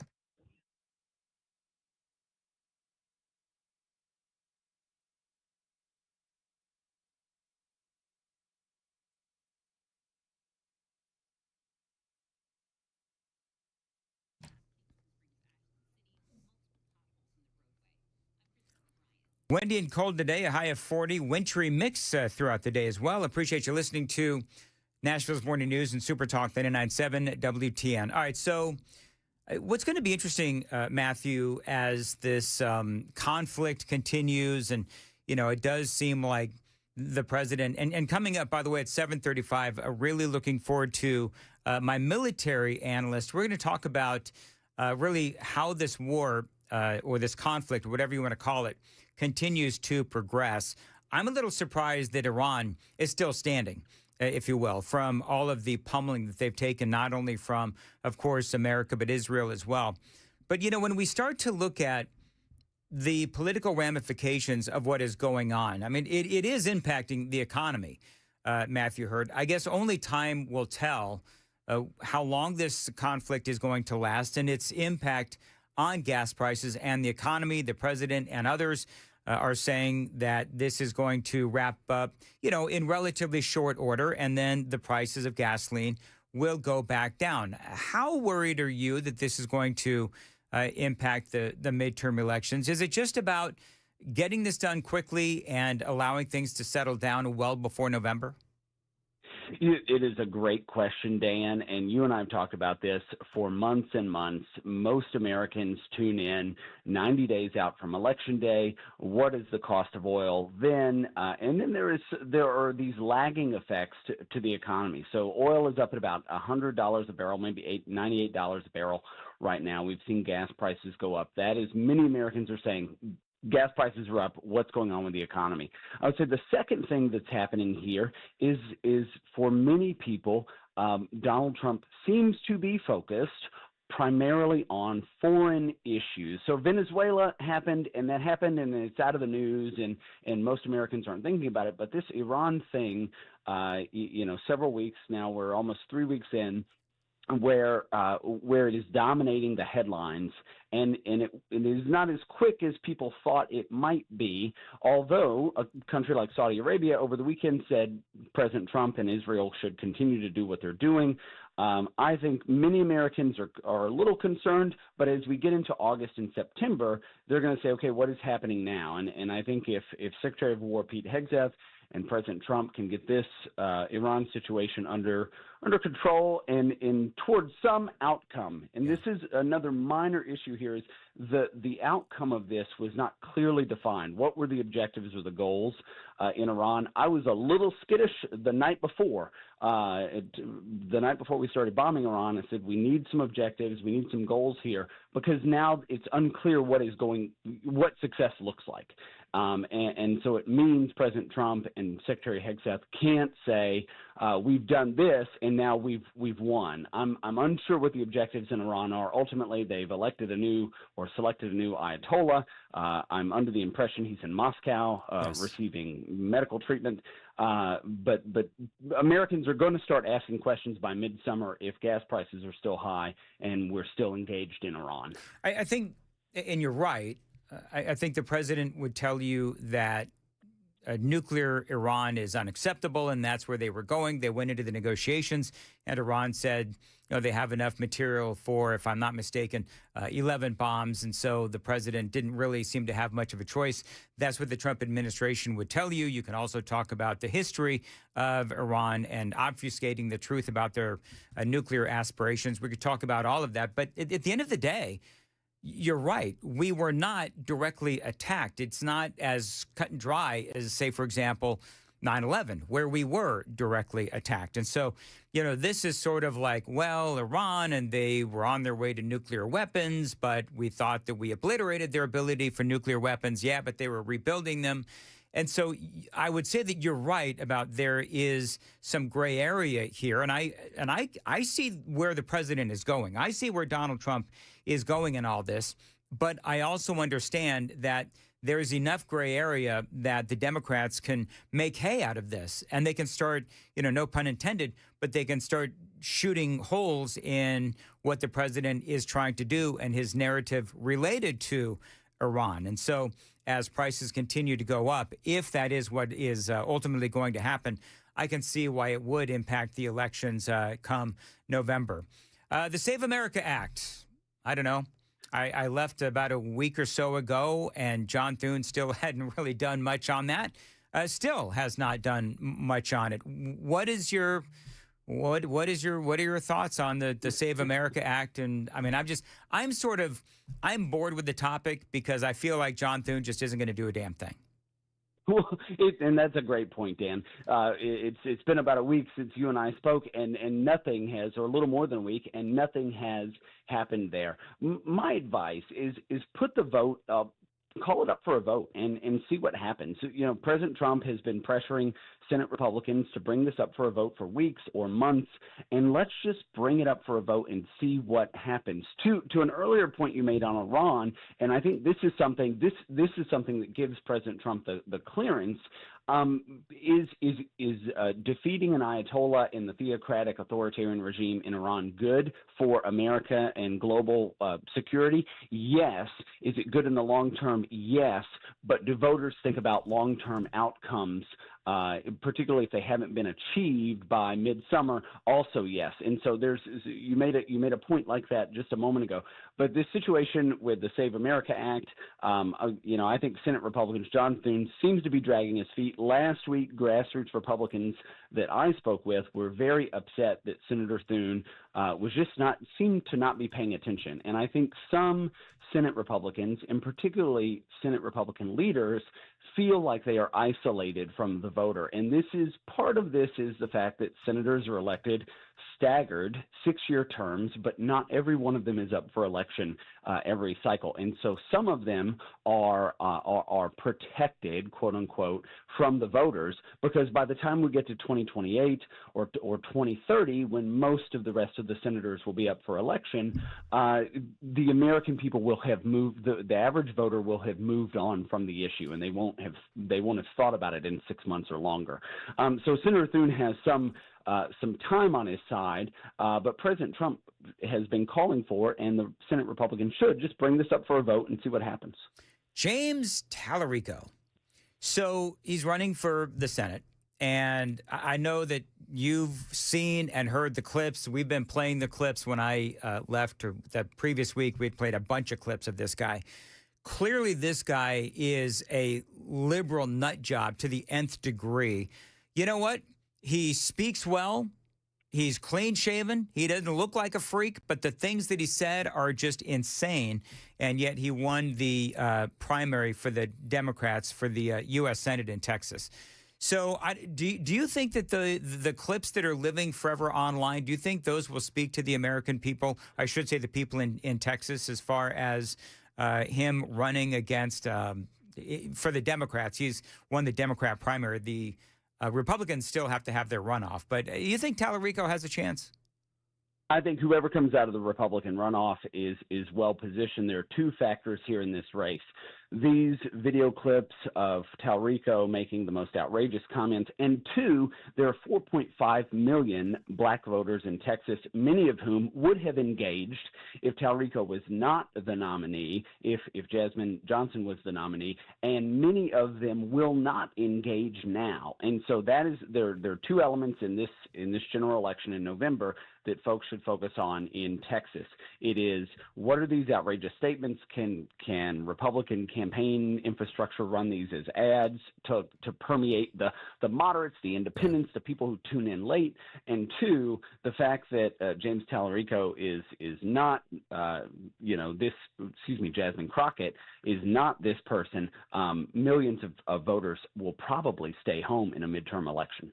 All right. Did we forget to cover anything this morning, Matthew Hurt? This is everything, Dan. Welcome back to Super Talk 99.7 WTN. All right, thank you, and we'll talk to you again soon. 6:54 on Super Talk 99.7. Joan's got the news at 7. Joan. Yeah, coming up here, we've got the latest on NES and how many outages are being reported after last night's storm. Also, a lot of people were standing in long lines at the airport over the weekend. We've got the latest on the effort to fund DHS, which, of course, includes TSA. Coming up here at 7 o'clock. I've got to ask. Yeah. Did you see the post that NES had regarding the run-up to last night's storms? No. Okay, we'll talk about it after the news at Okay. 7. We'll talk about it after. I mean, it is so funny that it wasn't actually on my top of my stack this morning, but I'm definitely going to do it after the news at 7 because, tell me you're admitting that you screwed up without actually Without saying it, yeah. So I've got that story coming up after the news at 7 here on WTN. Busy Bee Plumbing, Heating, and Cooling. When something goes wrong in your home, you want the team that shows up fast, fixes it right, and treats you like family. Now, that is Busy Bee Plumbing, Heating, and Cooling. They are your trusted pros for total home comfort. Right now is the perfect time to upgrade with Busy Bee. When you purchase a 16 SEER high-efficiency HVAC system or a whole home repipe, Busy Bee is going to give you a Yeti Tundra 45 cooler absolutely free. Now, this month only, Busy Bee also has TVA rebates available for tune-ups and unit replacements as well. Even better, their team files all the paperwork for you, so no hassle and no headaches. And if you want even more savings, join the Beehive Club membership and keep your home humming year-round. Now, members get priority scheduling, discounted repairs, free annual HVAC and plumbing checks, and extended warranties as well when you become a member of the Beehive Club, and peace of mind knowing that your equipment is always running at its best. It is the easiest way to save money, avoid breakdowns, and protect your home. Call Busy Bee HVAC at 615-775-7833, busybeehvac.com.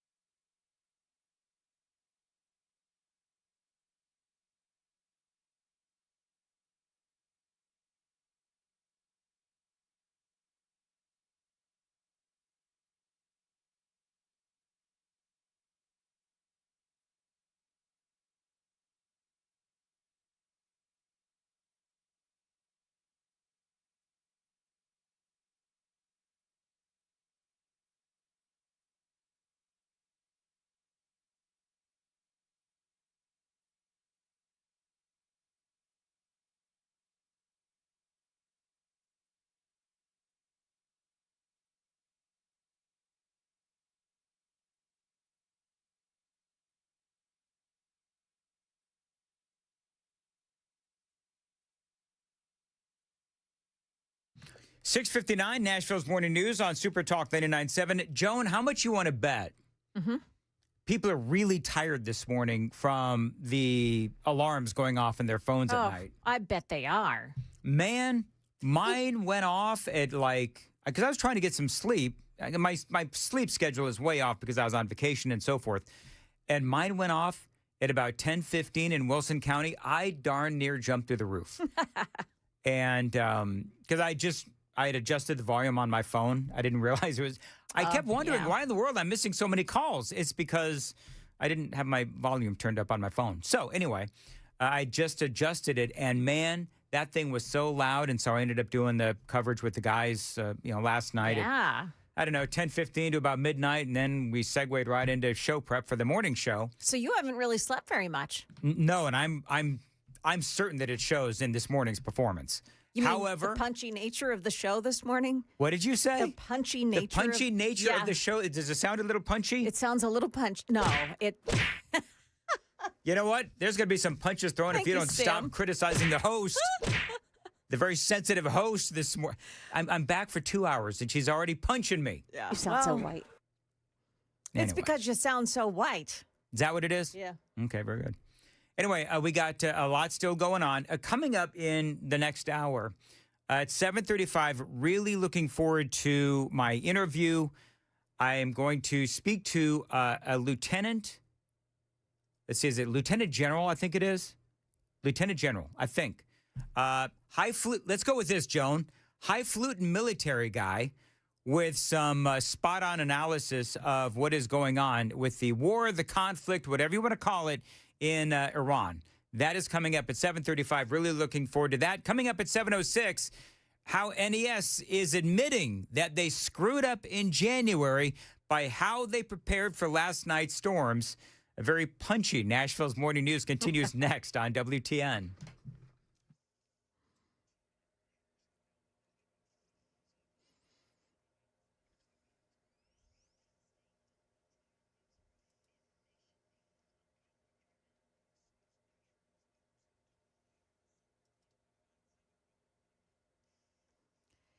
Good morning. It is now 7:01, and I'm Joan Jones with your top stories. New information about a large police presence in East Nashville this morning. This is a barricade situation with streets around South 5th Street and Sylvan Avenue closed down. Also, the I-24 West exit ramp at Shelby Avenue is shut down. Metro Nashville police are saying shots were fired at officers at about 5:30 this morning while they were responding to a call in that area. The suspect has reportedly barricaded himself inside an apartment. We'll keep you updated as we learn more. NES is reporting some 412 power outages still lingering due to last night's storms. The utility company saying that crews are currently working to restore power as quickly and safely as possible. They also advise that if you see a down power line, assume it's live and stay away. Call 911 right away to report it. Also, a ground stop has been lifted at Nashville International Airport. That ground stop issued by the FAA in the midst of last night's storms. It may impact flights throughout the day, though, as crews work to catch up on their flight schedule. Spring breakers, meantime, and business travelers alike spent a good portion of their weekend standing in long lines at the airport as Democrats in Congress continued their refusal to fund the Department of Homeland Security. In an open letter to Congress, the CEOs at American, Southwest, United, and other passenger and cargo carriers are calling on lawmakers to come together to fund the Transportation Security Administration. Air travelers agree. I think it's just outrageous that our TSA workers aren't being paid. Brendan Daniels was standing in the airport security line at Salt Lake City. I think that Congress shouldn't get paid. In Austin, the TSA line stretches outside the terminal as a record number of passengers fly out today. Jim Ryan, ABC News. Happening in the Iran conflict this morning, a drone strike hit an oil processing facility in the United Arab Emirates, causing a large fire. No casualties have been reported. Meantime, President Trump has renewed his calls for allies to help protect the shipping through the Strait of Hormuz. Here's ABC's Martha Raddatz. There's really no telling how long this could last, and there's already a backup there in the strait. The strait is very vital to the world's oil supply, and I don't think anyone can say exactly before that is clear. You might have Navy ships escorting them. People we've talked to say that is possible, but that too is very, very complicated because you have hundreds and hundreds of ships that have to get through that strait. Meantime, Brent crude oil, that's the global benchmark, up to $103 a barrel this morning. Stock futures, the market numbers report here brought to you by Beacon Capital Management online at beaconcm.com. Stock futures are all on the rise with the Dow futures up 247 points. That's the latest news. Traffic and weather next. I'm Joan Jones, WTN News.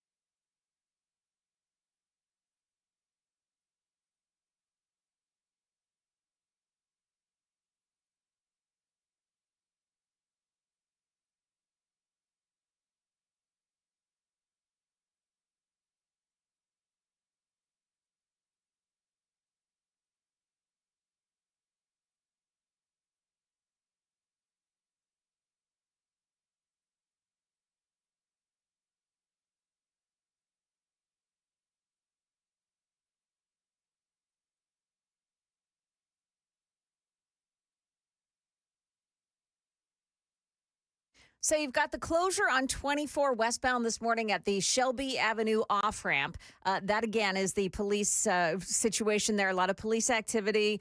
There is a barricade situation happening there. It's a great place to avoid if you can. Also, if you're traveling this morning on 40 eastbound past Kingston Springs, Ashland City, looks like there are 6 vehicles on the side of the road there, and that is because of potholes that have really done some damage to those cars. Be careful. Nashboro Village, Bell Road at Smith Springs Road, that's the scene of an accident. Traffic every 10 minutes every morning on Super Talk 99.7 WTN.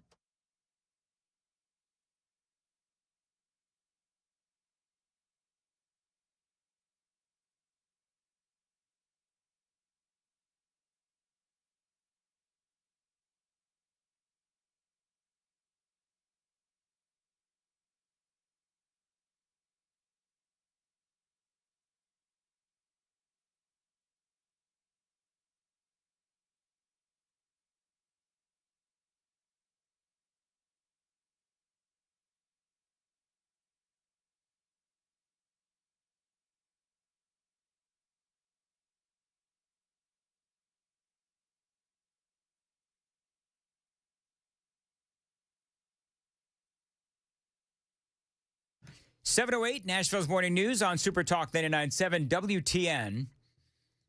Good morning to you, friends. And Joan, I'm checking out the chat line on YouTube. Yes.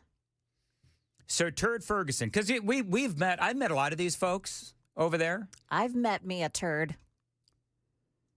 Yes, I've met me a turd too. Okay. Turd Ferguson. Yeah, sorry. Yes. That's a nasty one.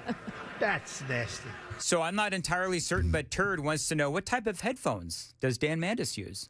Oh. The cheap ones. Thank you, Turd. China?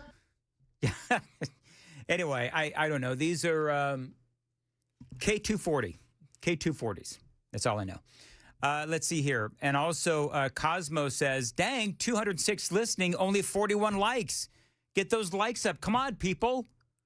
What's wrong with you people? I need as many likes as I can get. The host is very insecure because the news person is telling me that I sound punchy this morning.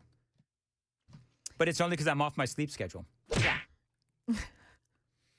All right, so we're talking about, please go like and subscribe. Also, what we're doing, we are back here on the morning show to showing video on the stream. So if you want to go check us out on YouTube, Facebook, Twitter, Twitch, X, 99.7, WTN, whatever. We are today showing video, and we're starting that all again because the computers apparently are finally kind of sort of fixed. Now, I thought it was funny, and maybe it's just me in a gallows humor kind of way, but NES, we had storms, of course, as we're talking about, come through the Middle Tennessee last night. Apparently, NES learned its lesson. This is from Fox 17. NES posted that they had 410 line workers last night, Joan, pre-staged. Yeah. And another 50 expected to join this morning. That is roughly double what they had for the ice storm back in January. They know that in and of itself. It's almost like deleting a post that you may have been, had wrong or whatever.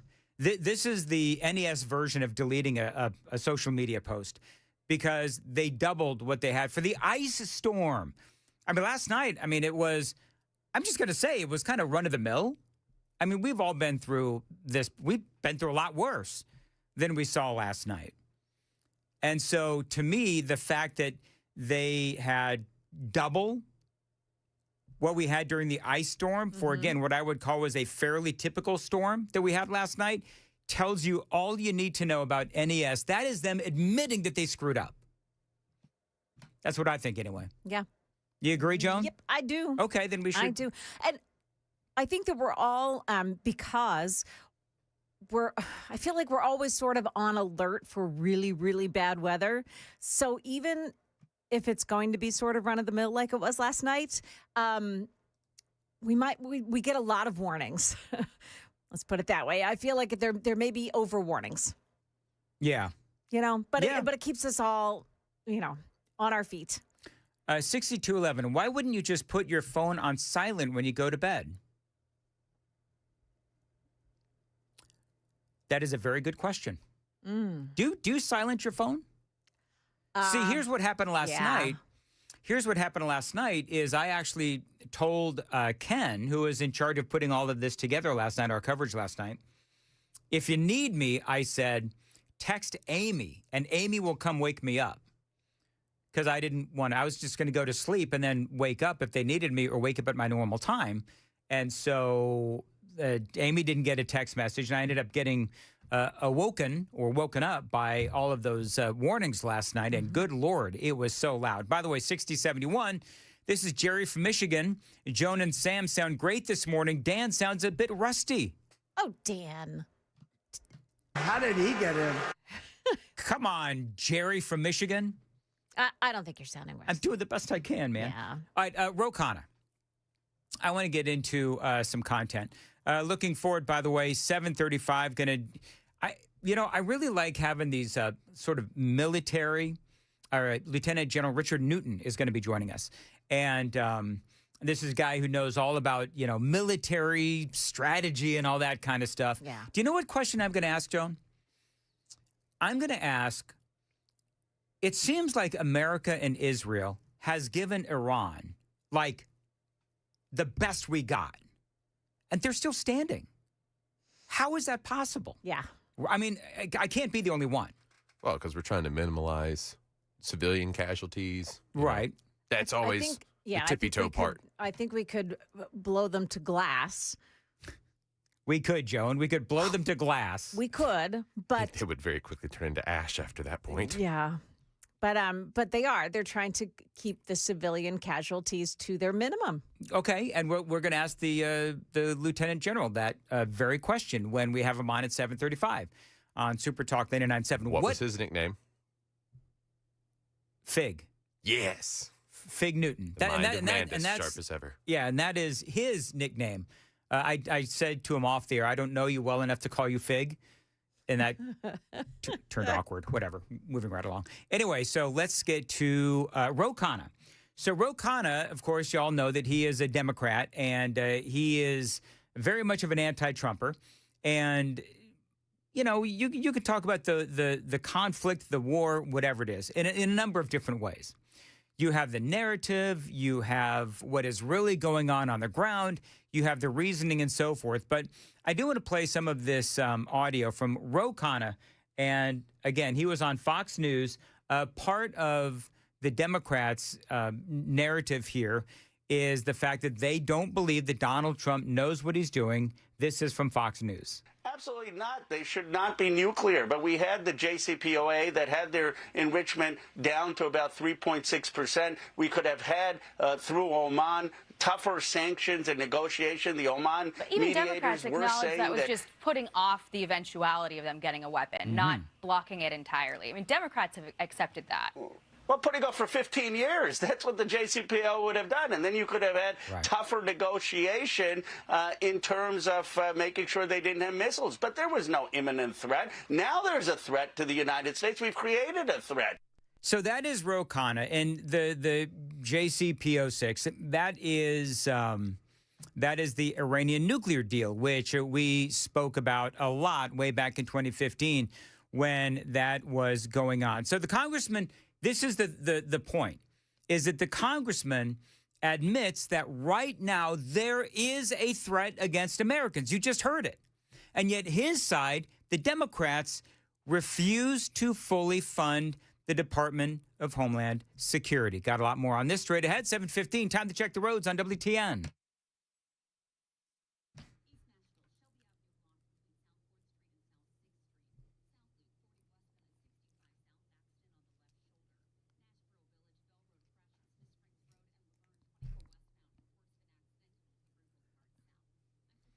Windy and cold, high of 40 today, and a wintry mix throughout the day. Appreciate you listening to Nashville's Morning News on Super Talk 99.7 WTN. So you just heard a little bit of audio from Ro Khanna, but he's talking about the nuclear deal, the Iranian nuclear deal, and a number of Democrats have been talking about this, and I want to spend some time on this because the Democrats are really trying to spin the nuclear deal.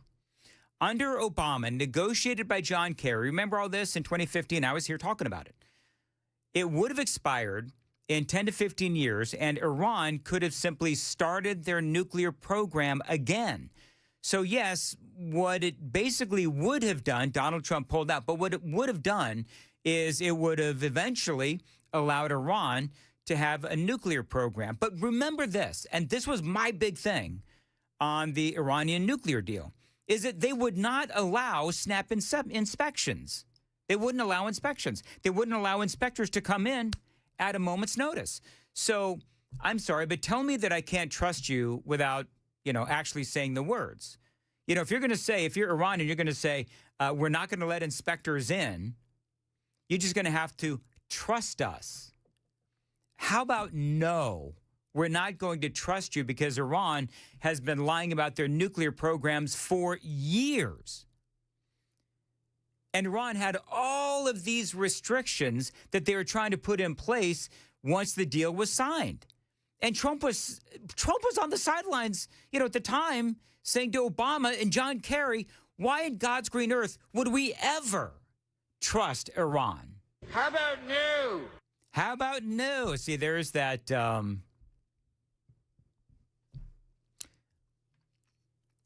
What was a movie I saw over the weekend? I can't remember it now. Austin Powers. Yes. Amy forced me to watch all 3 of the Austin Powers movies while I'm on vacation, and now I can't get the stupid sayings out of my head. How about no? One of the things that I'll remind you folks about is the United Nations. They demanded transparency of Iran at the time, and Iran said no. And that was around 2006, 2007, 2008. I realize I'm doing history in mornings, and people, generally speaking, hate that, and I'm sorry, but, it matters. Iran had nuclear sites that they were building that nobody knew about. They were supposed to tell the United Nations, and they refused. It wasn't until outside opposition of Iran discovered these sites that the world found out about these less than transparent nuclear sites that Iran was lying about. And yet Obama and John Kerry and Joe Biden at the time, who was VP, were like, oh, sure, we can trust Iran.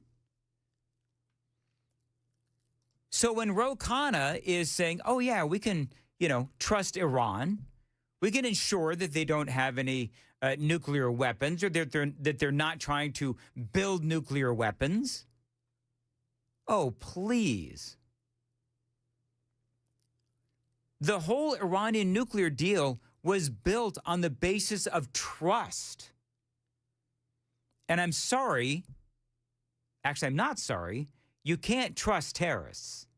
And someday, at some point, the Democrats will understand that. I'm beginning to think that the Democrats, they want America to be attacked so that they can blame it on Donald Trump. That's what I decided over the weekend when I was gone and the week that I was away. In watching all of this news and watching as the Democrats refuse to fully fund the Department of Homeland Security, I think that the Democrats, they want America to be attacked for political reasons. They want to see Americans die for political reasons so that they can blame Donald Trump. That is exactly what's going on right now.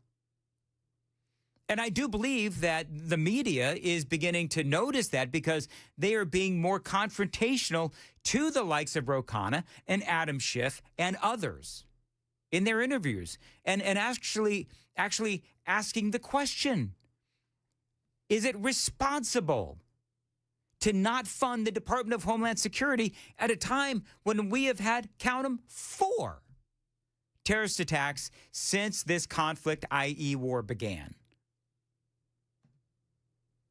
Here's more from Ro Khanna. There were no ICBMs that Iran could launch here. I believe and they then said they had the administration was material trying to make 11 bombs. But they couldn't reach the American homeland. I mean, everyone acknowledges they don't have ICBMs. Now we've put our troops at risk. 13 Americans are dead. And I hope we can end this war. I just want the president to declare victory, end the war. I don't want more Americans dying. I don't want $2 billion a day going into the Middle East. We were dragged into this war in a way that isn't helping the American people. All right, so that is more from Ro Khanna, Fox News. Number one, the Democrats were silent, of course, as you all know, about the deaths of American members of the military when Biden shanked the Afghanistan pullout. But, there is no way to spin the deaths of Americans. It's horrible. It's awful. But he is right, or she is right, the host is right. Iran began the negotiations by stating they did have material to make 11 bombs. They had the missiles. They had the material. And I understand that Ro Khanna says, well, yeah, but they didn't have the missiles to reach the mainland of America. Well, I do understand that. But how many military bases do we have in the Middle East? And I'm sorry, but, people like Tucker Carlson and Candace Owens Bedard, I still appreciate Israel as an ally.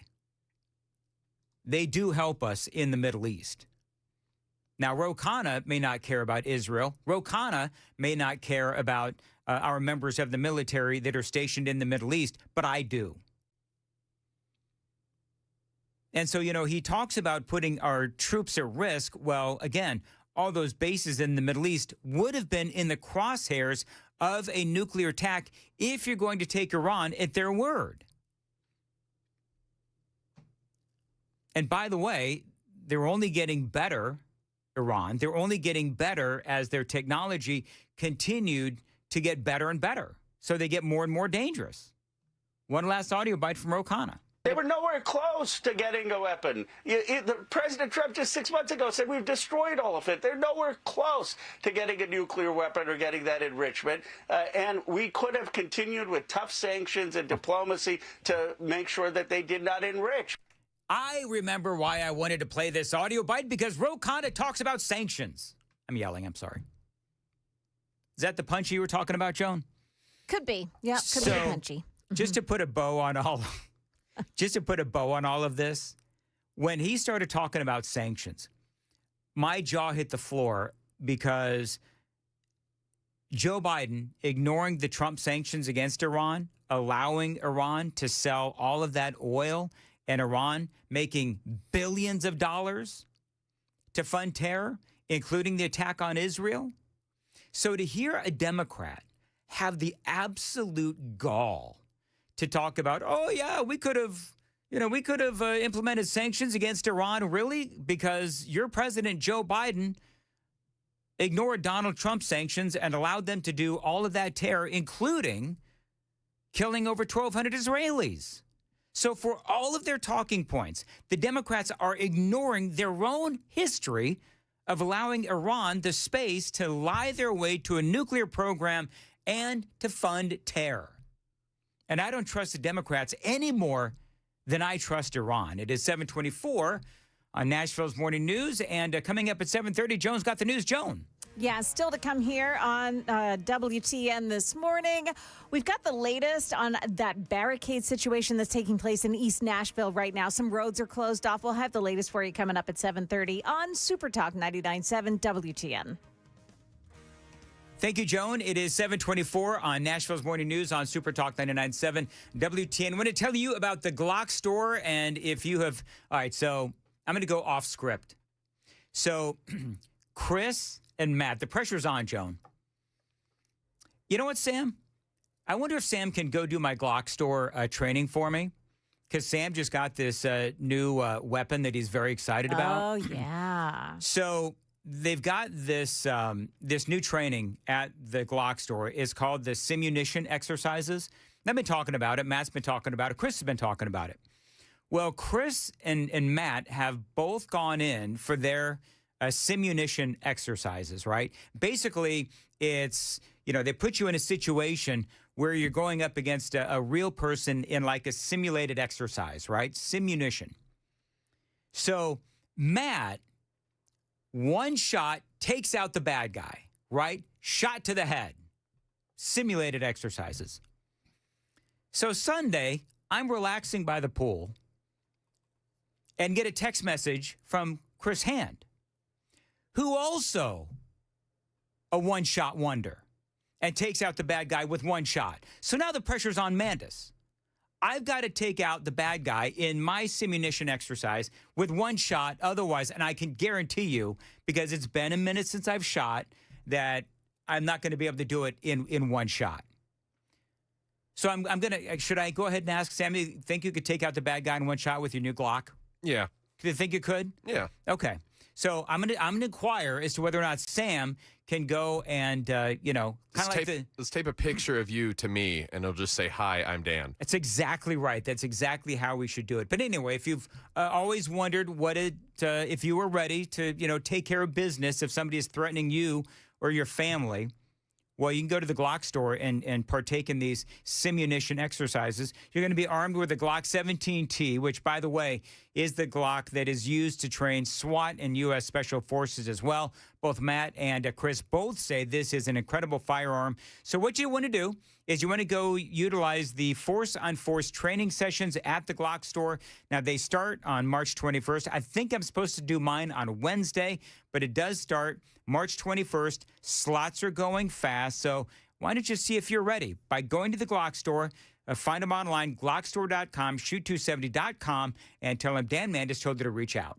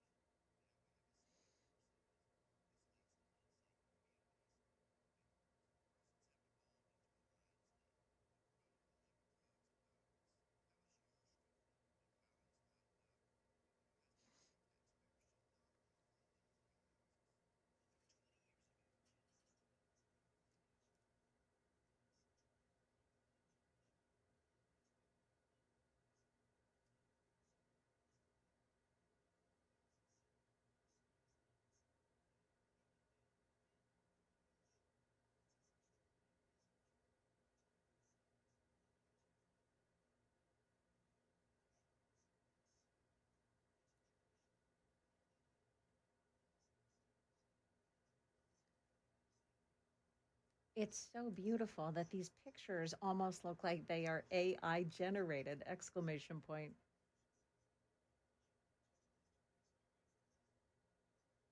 Amazing. Period. And only $20 million.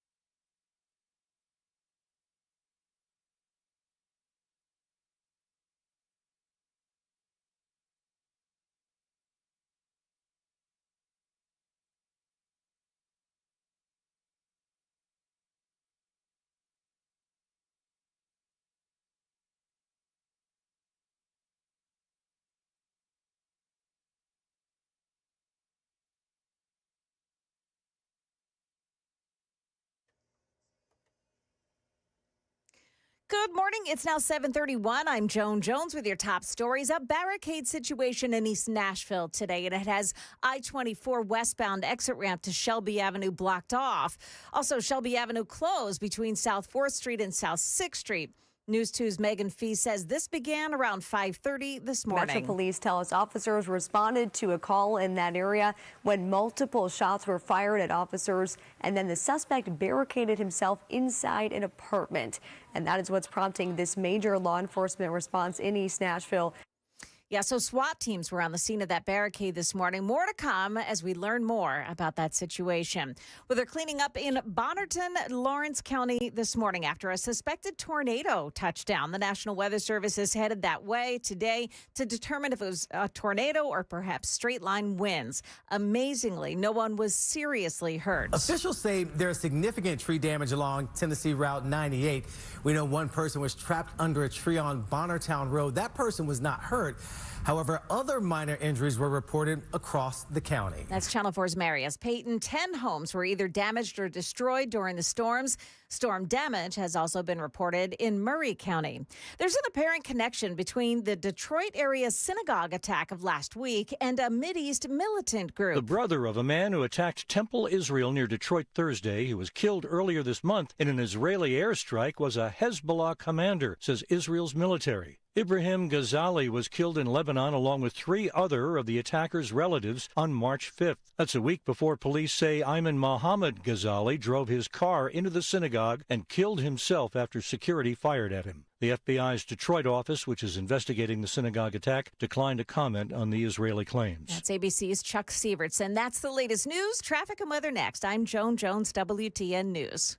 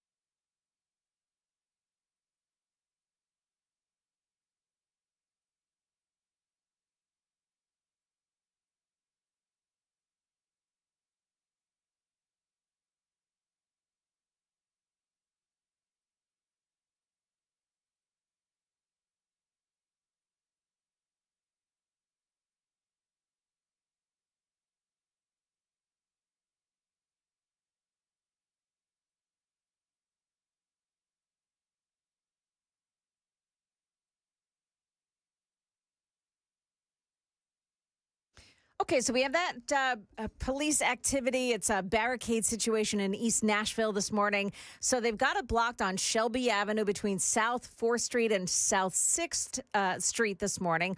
Also blocked off if you're trying to get off westbound 24 onto Shelby Avenue. The eastbound exit also closed off. There's also a traffic accident 24 eastbound right in that mix right before Shelby Avenue. The crash takes out 2 right lanes there. It's blocked. There's a crash on I-840 westbound at Sulphur Springs Road. That's exit number 57. And then you also have a crash this morning in Nashboro Village at Bell Road and Smith Springs Road. Traffic every 10 minutes every morning on Super Talk 99.7 WTN.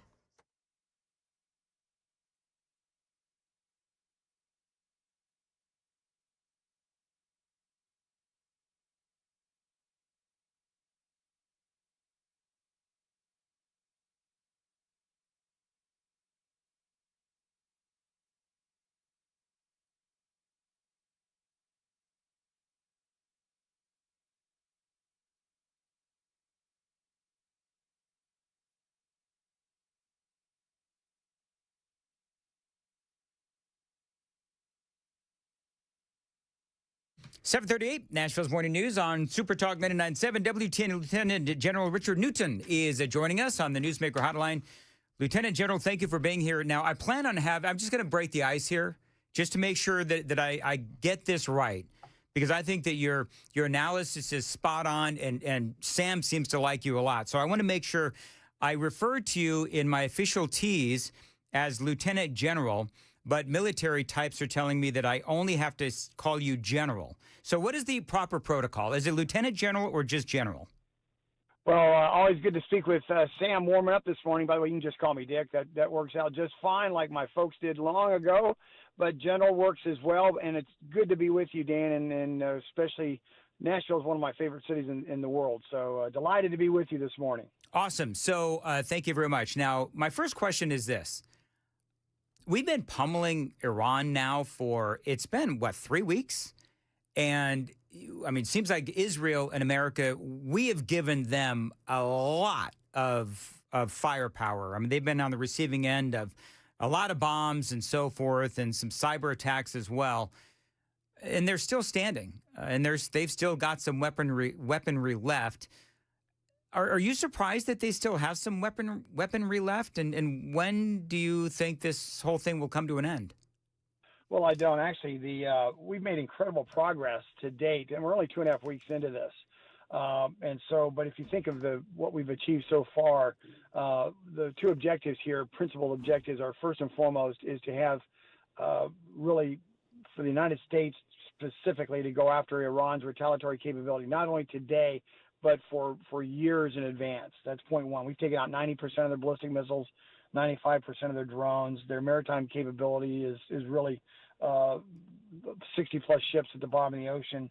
We have total air supremacy and so forth. And then we're now going in deeply into their military-industrial base.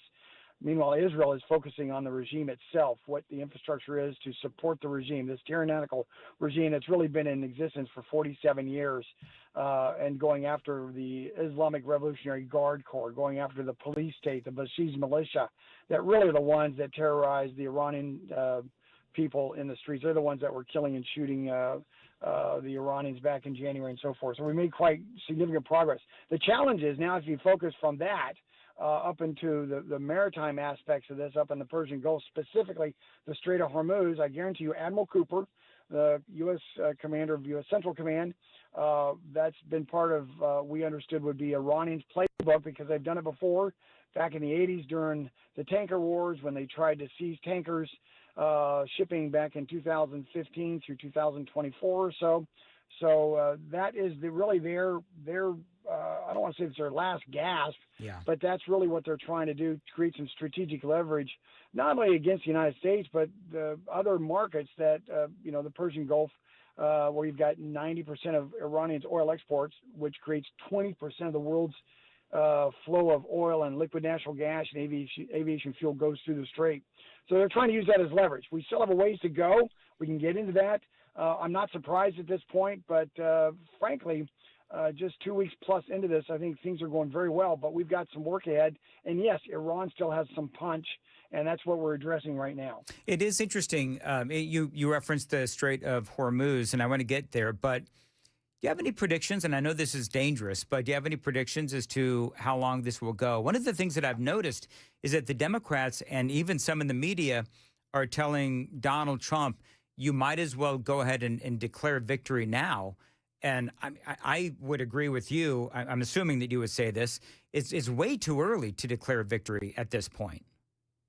Absolutely. Let me address that right now, then we'll get back to further discussion.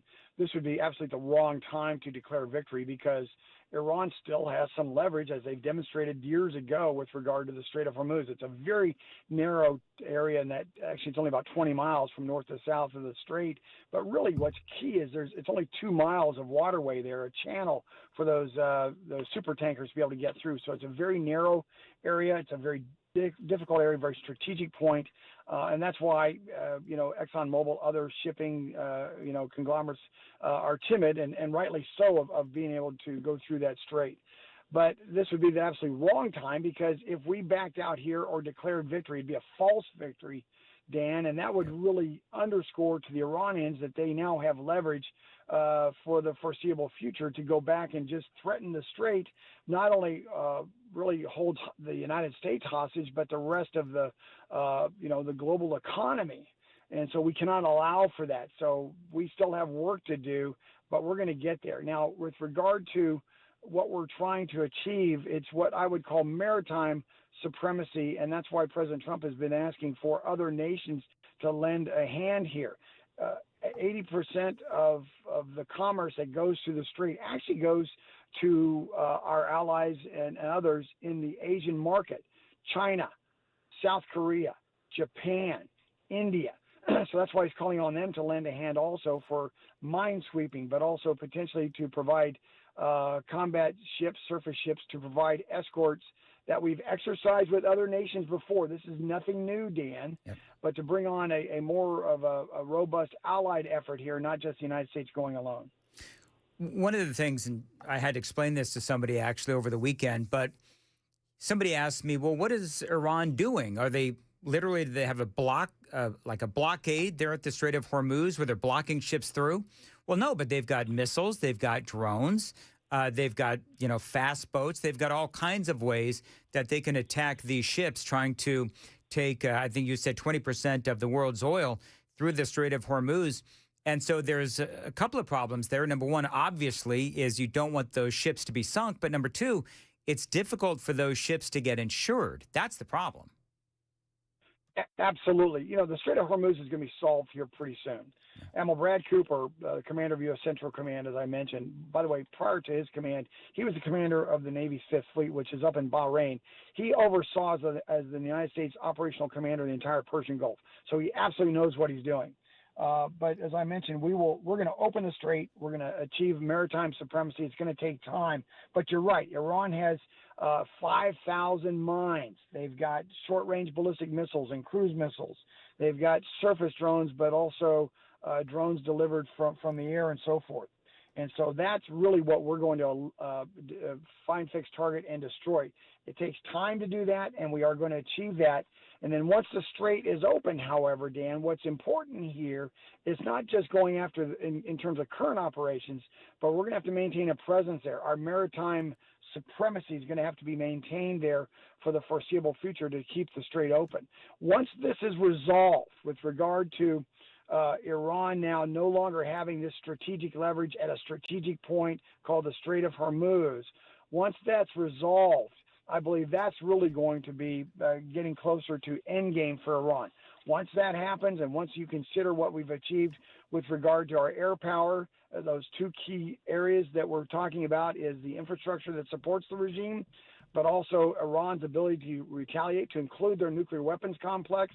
That's when I believe we're going to be getting closer and closer to game over. Final point on this commentary here is easy for me to say, however, but I would really advocate for our listeners to understand not to be so focused on a timeline constraint here, because we hold many of the cards. We ought to be focused on conditions-based effort, that we achieve certain conditions that allow the president then to declare victory, if you will, and then are in position where we can support those conditions for the foreseeable future. Because what we're really talking about here is changing the history and the future aspect of how we deal with Iran, not only for the United States, but for Israel and for our Gulf Arab nations for generations. And this will make for a much better Mideast region, but frankly, a much better world. And frankly, also, which is very important to me, and I'm sure to you, is the safety of the American people.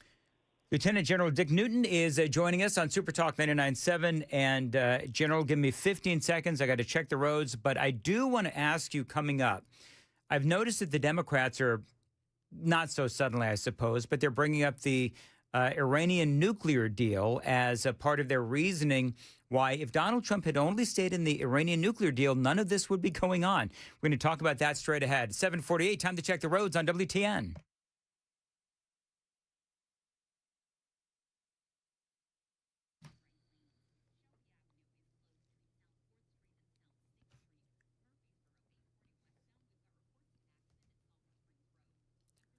As far as weather goes, windy and cold, the high of 40, wintry mix as well throughout the day. Appreciate you listening to WTN. So, General, let me ask you, of course, Democrats are blaming Donald Trump because he pulled out of the nuclear deal way back in 2015. I spent a considerable amount of time earlier in the broadcast talking about how Obama and John Kerry, part of that deal was based on trusting Iran to provide some transparency, which clearly they would not do.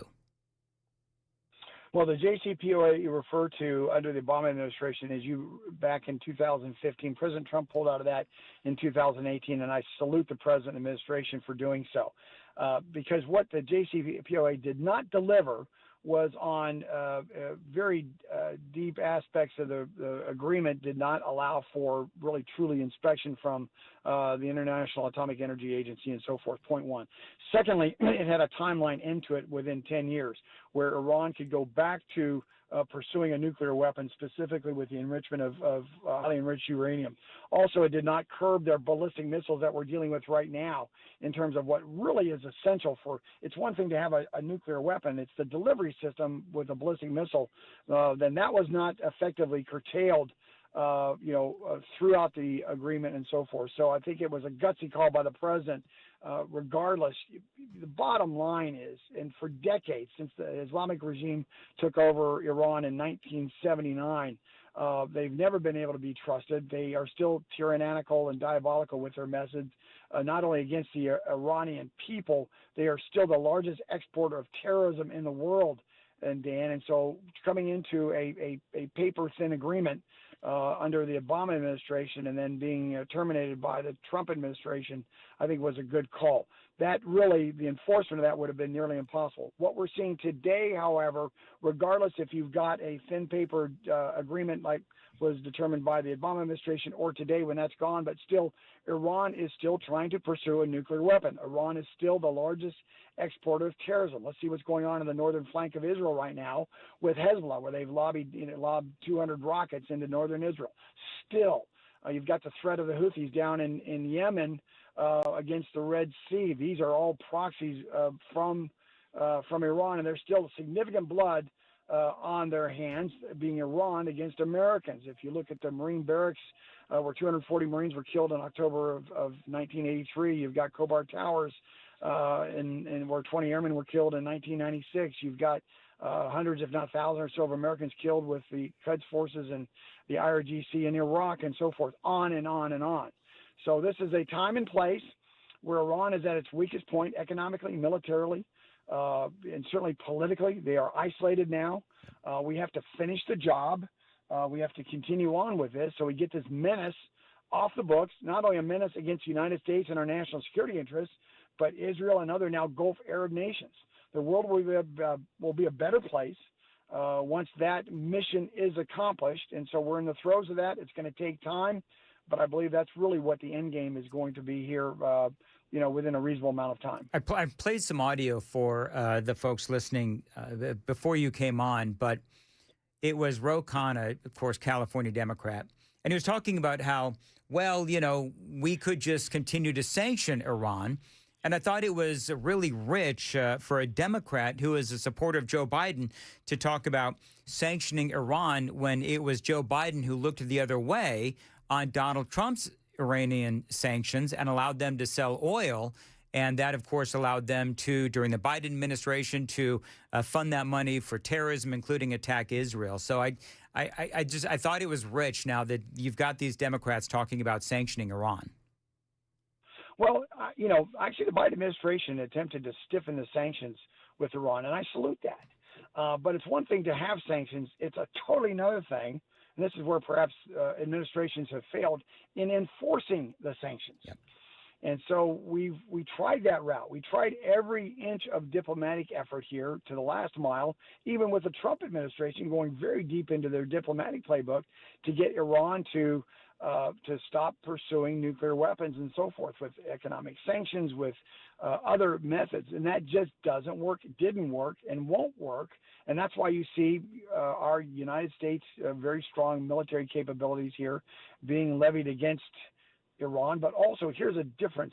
We've got a very key ally, important ally, most important ally in the Mideast, Israel. This is the first time we've done such a combined campaign with Israel, now going into 2.5 weeks, and that's absolutely critical and essential here. And I would anticipate, because of the fact that our Gulf Arab partners have been attacked, United Arab Emirates, Bahrain, others, and you're going to start seeing, I believe, those nations lending, one or two, not all of them, but will lend offensive capabilities to the punch that we are delivering to Iran. Great analysis, and appreciate having you on, Lieutenant General Dick Newton, and looking forward to having you on again, and enjoy your day. It is 7:54 on Super Talk 99.7. So I salute Richard Newton, Joan, because apparently he is in South Florida. Oh. And so he and Sam were going back and forth on what the great weather is like in South Florida, as it is apparently wintry mixing in parts of Middle Tennessee right now. Jason says on the super text line, Dan, please make it stop snowing. The weather was great until you come back to work. It's your fault. That's what it is. It is my fault. All right, it is 7:54. Joan's got the news coming up at 8. Joan. Yeah, we're still watching that barricade situation that's taking place in East Nashville this morning on Shelby Avenue. Avoid the area if you can. We've got some details coming up at 8 o'clock on Super Talk 99.7 WTN. All righty, thank you, Joan. Dan Mandis here. Mark Spain Real Estate, the guaranteed offer from Mark Spain Real Estate. It is the easiest way to sell your home.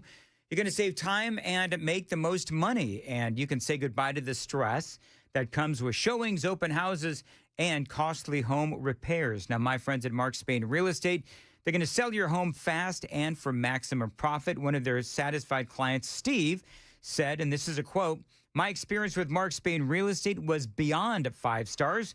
Not only did I get an amazing offer on my home, we closed quickly as well." Steve says, "I'm so appreciative of Mark Spain Real Estate." And of course, Steve is not alone. Mark Spain Real Estate has over 13,000 5-star reviews, selling more than 38 homes every single day, making them the most experienced real estate team in America.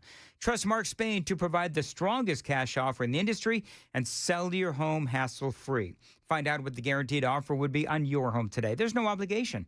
Call them at 855-299-SOLD, 855-299-SOLD, or go to markspain.com to get a guaranteed offer on your home today. That's markspain.com, and start packing.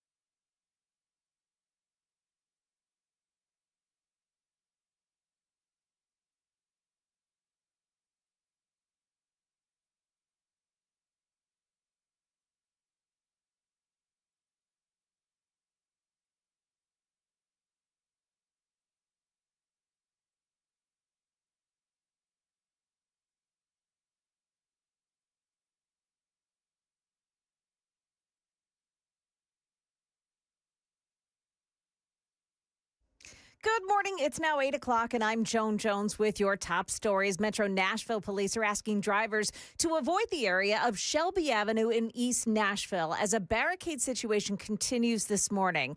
Now, this began about 5:30 when police responding to another call were fired upon. The suspect then barricaded himself into an apartment. Now, negotiators are on the scene. SWAT officials were seen arriving at the apartment building about a half hour ago. We're going to continue monitoring this situation. However, I want to let you know that it is blocked this morning, South 5th Street, the southbound side between Fatherland Street and Shelby Avenue. Also blocked Shelby Avenue between South 4th Street and South 6th Street. Those areas this morning you'll want to avoid. A lot of police activity still on the scene. Well, the storms have moved on, but at one point last night, every Middle Tennessee county was placed under a tornado watch. Many escalated to a tornado warning.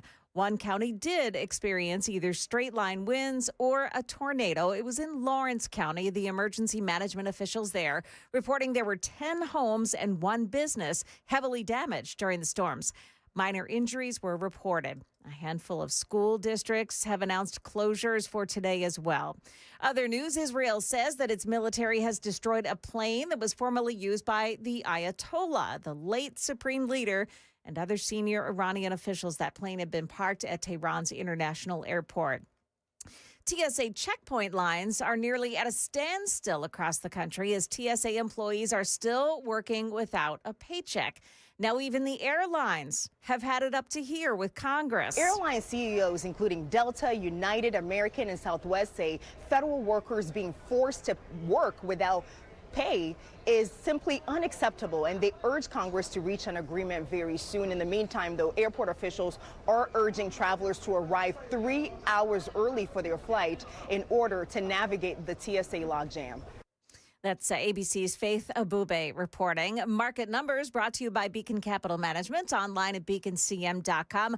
Brent crude oil, which is the global benchmark, is holding above $100 a barrel today. Treasury Secretary Scott Bessent telling CNBC just about a half hour ago that the U.S.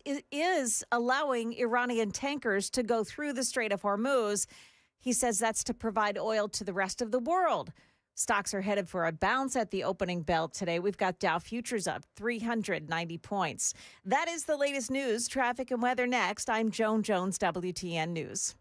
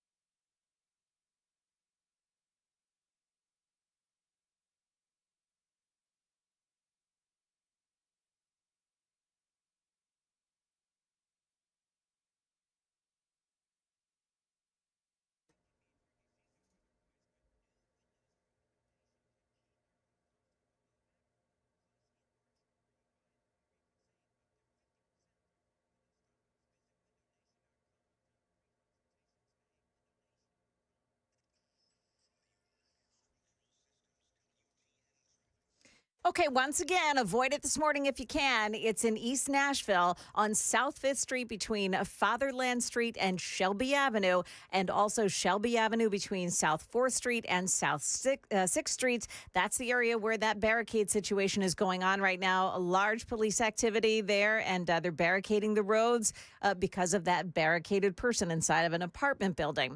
Also, you've got some delays this morning in Donaldson on Lebanon Pike, westbound side at McAvick Pike, where there's a crash.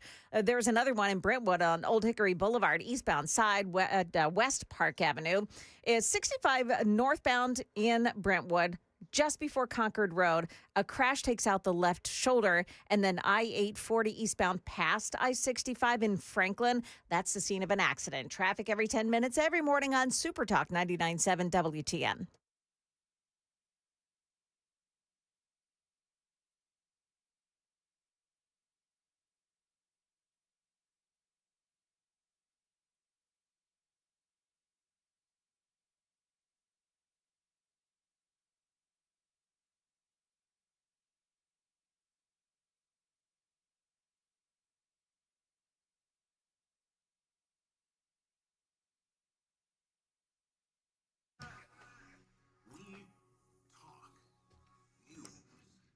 .806 Nashville's Morning News on Super Talk 99.7 WTN. Good morning to you, friends. Hope you are doing well, and welcome on in to a Monday, March 16th.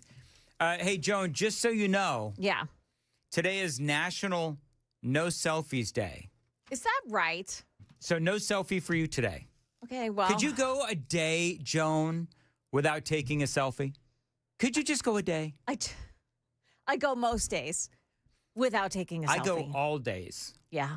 All days. Wait, no, without taking a selfie. That's not true. You took a selfie while you were at Dollywood. We all saw it, Dan. That, and by the way, if you want to see it on my Facebook page, that was not a selfie.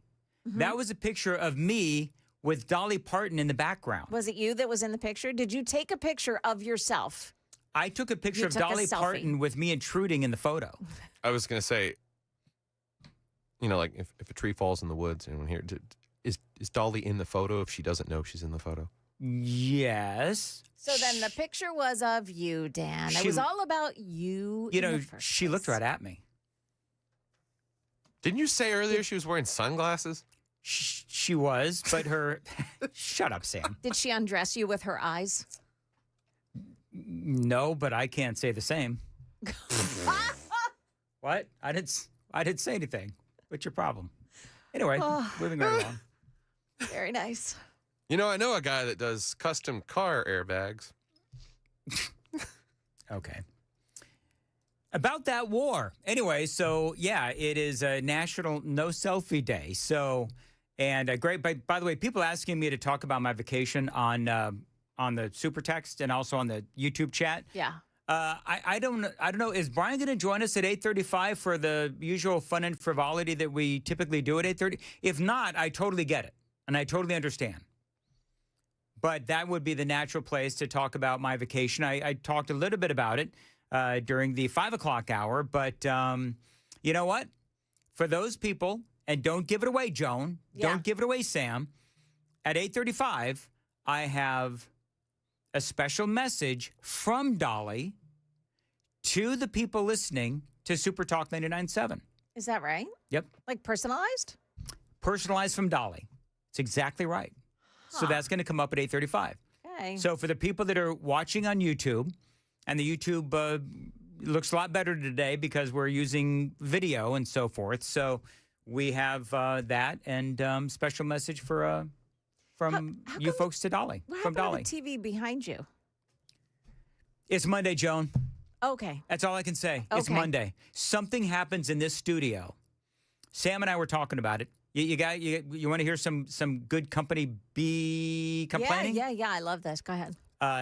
Every Monday. Yeah. I don't know who the heck is in here on the weekends, but every Monday, things are all screwed up in here. That's what I come into every day. Yeah. It's all over the desk. It's all over the floor. Stuff doesn't work, and it's all fine because we have Sam here, and he's able to sort of fix it. Although we, for whatever reason, the TV behind me not working. And it's fine. I'm sorry. It's okay. You know what, Joan? Hey, if you want me to, I'll come in there and open the door, No, that's okay. and I'll fix that TV. I know that you will, but the company certainly still does not have the money to pay for a new TV. She's got this special ability to unlock all the pretty colors inside the diodes. Yes, she does. Anyway, moving right along. But so yeah, I don't know why it's not working. But you know the great thing is, Joan, when the TV is not working, that means that there's more attention on me. Oh, it's all about you. And we all know how much I love the attention being on me. Yeah. Touch my knobs. Excuse me. Especially the first day back from vacation. And Joan said earlier, I'm a little punchy. I just love the sound effect. That's what when I was, kind of looking at Dolly, she was, in the Dolly parade and she saw me looking at her, with the eyes that I had. Mm-hmm. I could sense the punchy from her eyes. Yeah. Well, I thought you were going to say she could sense what you were Googling. Is that what when she called the security staff? Sure. To put a little barrier between you and her. No. Were you hustled out? No barricade necessary. There's a man over there making motorboat sounds. I wasn't the only one, mister. There's a lot of whatever. Moving on. All across Middle Tennessee, there's little boys and little girls saying to their parents, "Mommy, what's he talking about? Daddy, what does he mean by motorboat?" Sam, what is wrong with you? We were in, they got a lot of lakes out there in eastern Tennessee. It's all about motorboating on a boat, like a lake kind of a thing. Not in my household, not in my neighborhood. Now, Joe Biden, if there is a motorboat involved, he's probably skinny dipping in that water too, because he's, I don't know. Because he was a skinny dipper. Sam. Still is, probably. Could have gone straight for the leg hairs or I don't something. think he knows where the pool is anymore. I bet he's probably confused. But you know what? He's probably naked looking for it, Joan. Yeah. You think he still does that, Joan? Do you think Joe Biden still? I mean, I'm sorry. I know some of you are having breakfast. I understand that. But it's either this or I could play some Jimmy Kimmel audio from last night's Oscars. The Emperor parable? The Emperor has no clothes? Yeah. Yeah. I'm kind of half expecting one day for him to wander out into a public Delaware park and partake in skinny dipping in a fountain. His handlers are not going to let him do that. Well, it's one thing if he slips away in a poop-covered diaper. I don't think that his handlers want to be handling him much longer. You know what I'm talking about? Would you want to handle Joe Biden? No. I don't know if Jill ever wanted to handle Joe Biden. Hey, there's this headline. Tennessee Senate. Why? Is Brian going to join us at 8:35, yes or no? He hasn't answered me, but I can hear him down the line. That's what's funny. Okay, very good. Tennessee Senate passes bill criminalizing release of ICE officers' personal information. Now, Brian probably talked about this last week. I just want to go on record as saying I love this. A Tennessee bill passed in the Senate last week that would criminalize the actions of public officials or government entities who knowingly publish the personal information of federal immigration officers. The legislation comes after Fox 17 News discovered the Nashville mayor's office publicly released the names of ICE officers, which made national headlines. Now, you know who's going to be on the show tomorrow? Scott Sapicki. So I'm going to ask Scott about this. And what I would like to see is, okay, so if you are going to criminalize that, let's just say that our old friend Afton Bain, let's say that Afton Bain or some other public official decides to dox an ICE officer. So it's one thing to make it a criminal act, but then what are you going to do if somebody does it? You're going to throw them in jail? Because, people on the left, we all know this about people on the left, they take, Joan, isn't this right? You worked in Washington, D.C. for a long time. People on the left see arrests as badges of honor, don't they?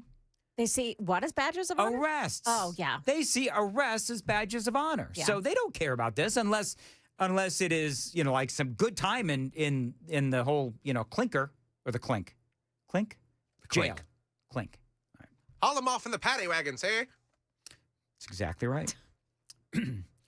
Senate Majority Leader Jack Johnson is now introducing legislation that he intends to protect ICE officers.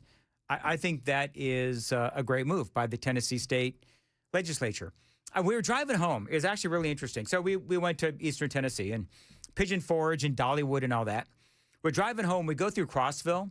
You know, Cameron Sexton has a big sign as you're entering into Crossville, and it says, I'm going to have to paraphrase this, but got a big sign that says, Crossville, represented by House Speaker Cameron Sexton, talking about how Tennessee is one of the most conservative state legislatures in the country. And it is most certainly true. I don't really understand why there's some people on social media, namely Facebook and stuff, that say our so-called conservative state legislature. I don't understand that.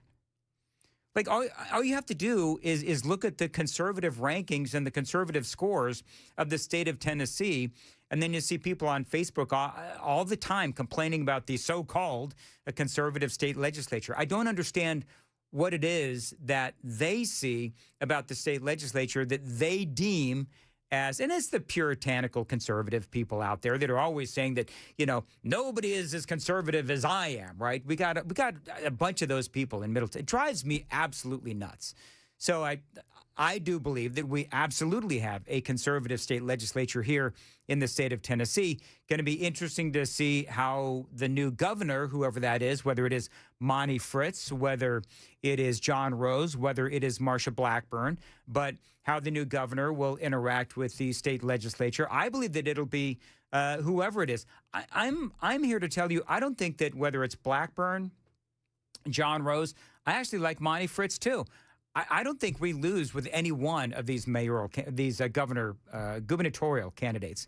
I think all of them are good. At least the three that I'm talking about. We got Marsha Blackburn, John Rose, Monty Fritz as well. It is 8:17. Time to check the roads on WTN.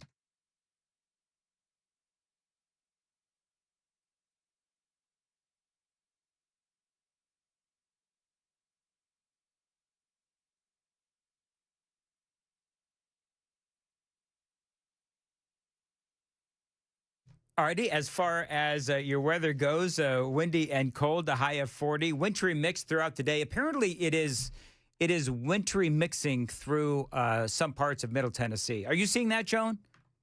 Yep, I am seeing that. I'm seeing that. And 4702, how the heck did we go from Dolly to Biden skinny dipping? I don't know how we did that. In the mind of Mandis. I don't know how we did. You know what? Again, I'm a little rusty. I've been gone for like a week, and before I went on vacation, I was gone broadcasting from home for a couple of days, and we're playing video now on the stream. So I'm a little out of sorts today, but thankfully it's about done in about 41 minutes and 12 seconds. I would say this is your best show of 2026 so far. Yeah. I would be very much in disagreement with you, as a matter of fact, but that's okay. That is okay. Did Conan O'Brien host the Oscars last night? No. Oh, did Conan? Yeah, Conan O'Brien did. Why did I say Jimmy Kimmel? Because I guess I saw him. Because you had him on your brain. They're all talk show, You know idiots. what? I don't. So I believe that they all have different degrees of stupid. You know what I mean? Like Jimmy Kimmel is the absolute. I think Jimmy Kimmel is the worst. Would you say that? Like they're completely unaware that you're stupid, kind of stupid. Yeah. Just completely, Jimmy Kimmel is like, he's got his bubble. Yeah. Right? So you've got Jimmy Kimmel. Jimmy Fallon is not that bad. Yeah. I'm going to say that Jimmy Fallon is not that bad. Now, I'm going to get roasted for that. You call yourself a conservative. Well, I don't think that Jimmy Fallon is as bad as Jimmy Kimmel. Well, and Fallon's energy is always like, if I don't appease corporate, I'll get shot. Like, that's just kind of how he comes across. Yeah, okay. Kind of panicky. So you've got Jimmy Fallon. You got Jimmy Kimmel. Who's the other one? Seth Meyers. Seth Meyers. That guy's Do you know who I find the least offensive of all of them? Bill Maher. Yeah. Bill Maher is the least offensive of all of them. He's super rational. He's super rational. I disagree with him on stuff, but of all of them, I think that Bill Maher, let me see if I can find the audio that I have of Bill Maher. But he consistently proves himself to, even though he's a leftist, he does have some he has some, I don't know if I would call them conservative principles, but just some honest principles. Classical liberal. Some classic, yes. Okay, very good. Some classical liberal sensibilities. And he'll bash Donald Trump, but he'll defend Donald Trump as well. And I don't think that that is the end-all, be-all of what makes a person a conservative or a liberal. But I feel like that is a sign of their honesty, right? And here's what I mean by that. Kimmel is insufferable. You are correct about Jimmy Fallon. Thank you, 1148. But I think that honesty is a big deal. I think honesty is a big deal. And also being willing to listen to other sides, right? So when you're talking about Bill Maher, he is willing to listen to the other side. And again, he's willing to give Donald Trump props. He's also willing to, very much so, criticize Donald Trump. That tells me that he is honest. Well, he had that moment where he had the realization that he had Charlie Kirk on in that very chair in his studio. And he was at least able to have that awareness of what his death meant for political discourse in this country. That's exactly right. And you can't have a conversation like that with a Jimmy Kimmel or a Seth Meyers. You can't do it. So that tells me that they're either dishonest or they're irrational. I know that what some people, what about you, Mandis? You never criticize Trump. Are you kidding me? I always criticize Donald Trump. It just so happens, in fact, I think I criticized him earlier today. But it just so happens that I agree with Donald Trump from a political and from a conservative standpoint more often than I disagree with him. But there's oftentimes that I do disagree with Donald Trump, and I'm not afraid to say it. But I think that when you are able to disagree and agree with both sides, I think that is a sign of your honesty and, yes, your willingness to look at all sides of an issue. So I don't see Jimmy Kimmel ever agreeing with Donald Trump on anything, and certainly not Seth Meyers as well. Anyway, it is Bill is a liberal. Most of these clowns are leftists. 9105. Very good point. Jimmy, I need you to not put this plastic bag over your head. Whatever you do. Are we done? What? The president, wasn't me. Steve says all of Vanderbilt's computer systems are down. Joni, hearing about that? I'm not hearing about that. Well, that's what Steve says. Vanderbilt? Vanderbilt's computer systems are down. I will check that out. Hopefully that's not true. Actually, I know somebody who is at Vanderbilt. I'll see if I can get a hold of him. Because I'm watching The Pit right now, one of the best shows ever, The Pit. And they're going through a story arc right now where the computers have been hacked. And we know that some healthcare agencies have had their computers hacked. Hopefully that is not what is happening at Vanderbilt. We'll see if we can find out what is going on at Vanderbilt. Hopefully it's nothing. It is 8:23 on Super Talk 99.7 WTN. And Joan's got the news at 8:30. Joan. Yeah, it appears that barricade situation in East Nashville is over this morning. We've got the details about what happened there coming up at 8:30 on Super Talk 99.7 WTN.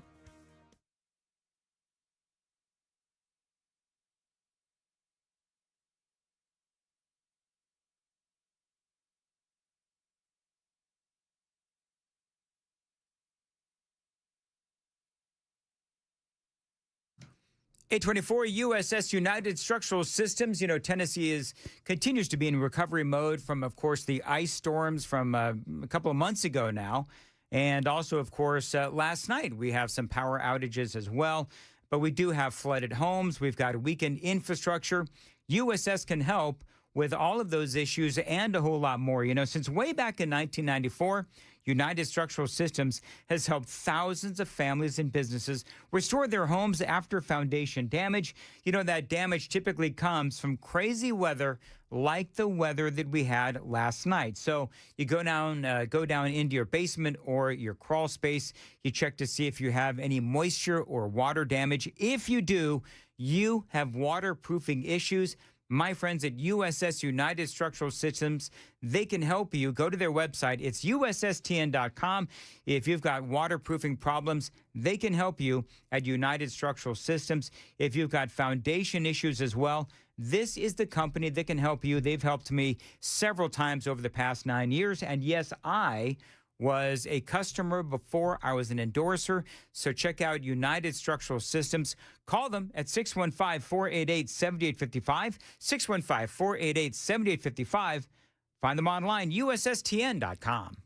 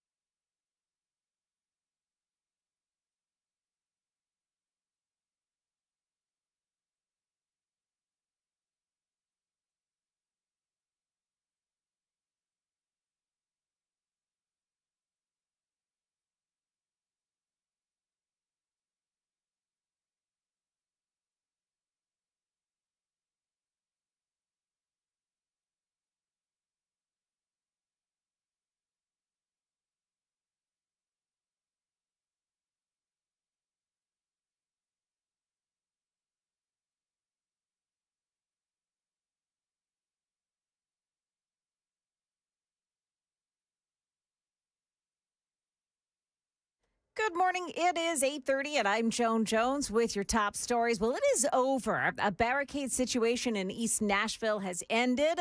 Fox 17's Justin McFarland tells us that this all began about 5:30 this morning when someone fired on police who had been responding to another call near the James Casey homes off Shelby Avenue near South 5th Street. Now, police have several streets in that area closed for hours. Then, right around 8 o'clock, they say that the alleged gunman has surrendered and is now in custody. They say, thankfully, no one was hurt. It appears that the roads in that area of Shelby Avenue are reopened. Again, that situation is now resolved. Other news of the day, President Trump called for the coalition of nations to jump in and help with policing the Strait of Hormuz. Sounds like UK Prime Minister Keir Starmer got that message. We have to reopen the Strait of Hormuz to ensure stability in the market. That is not a simple task. President Trump warning that the NATO alliance faces a very bad future. Those are his words if its members fail to come to Washington's aid. In a Truth Social post, President Trump said he was counting on China, France, Japan, South Korea, and others to join Britain. If China doesn't agree to help, the president says he may postpone his scheduled trip to Beijing, scheduled for the end of this month. Renewable energy company Create Energy is expanding its Middle Tennessee footprint. It has acquired a new facility in Orlinda to function as its main production center, creating nearly 1,000 new jobs. Create Energy says it'll invest more than $76 million at that new Robertson County location. The current Sumner County location will serve as the Welcome Center and a research and development hub. Market numbers brought to you by Beacon Capital Management, online at beaconcm.com. And just here after the opening bell, Dow futures bounced 379 points so far. The NASDAQ is up by 247. S&P 500 index gaining 60 points. That is the latest news. Your traffic and weather next. I'm Joan Jones, WTN News. Thank you, Joan. 832 Super Talk 99.7 WTN. Dan Mendes here, lifelong dog owner. I have seen all kinds of behaviors with my animals, and I bet you have too. Now, I've got a dog that needs some behavior training. My buddy Jeff and his crew at Ridgeside Canine Nashville, they can help me, and yes, they can help you as well. Now, I call these folks at Ridgeside Canine Nashville, I call them the dog whisperers. They've helped thousands of dogs and their owners over the last 25 years solve behavioral issues. They can help you as well. So if your dog has aggression, potty problems, anxiety, maybe basic obedience, they can help you help your precious pup with just about anything. So if you've got a dog that needs some help, they can help you. What I love about Ridgeside Canine Nashville is that they believe that owner education is just as important as dog training. And long-term success with your dog begins with you. And at Ridgeside Canine Nashville, they've got a lifetime support guarantee. They are there for you 24/7. So check them out online. It is Ridgeside Canine Nashville. Veteran-owned, proven results. That website is rsk9nash.com. Now, that's the letter K, the number 9, rsk9nash.com. Call them. Tell them Dan told you to reach out at 615-878-0380. 615-878-0380. Find them online again, rsk9nash.com.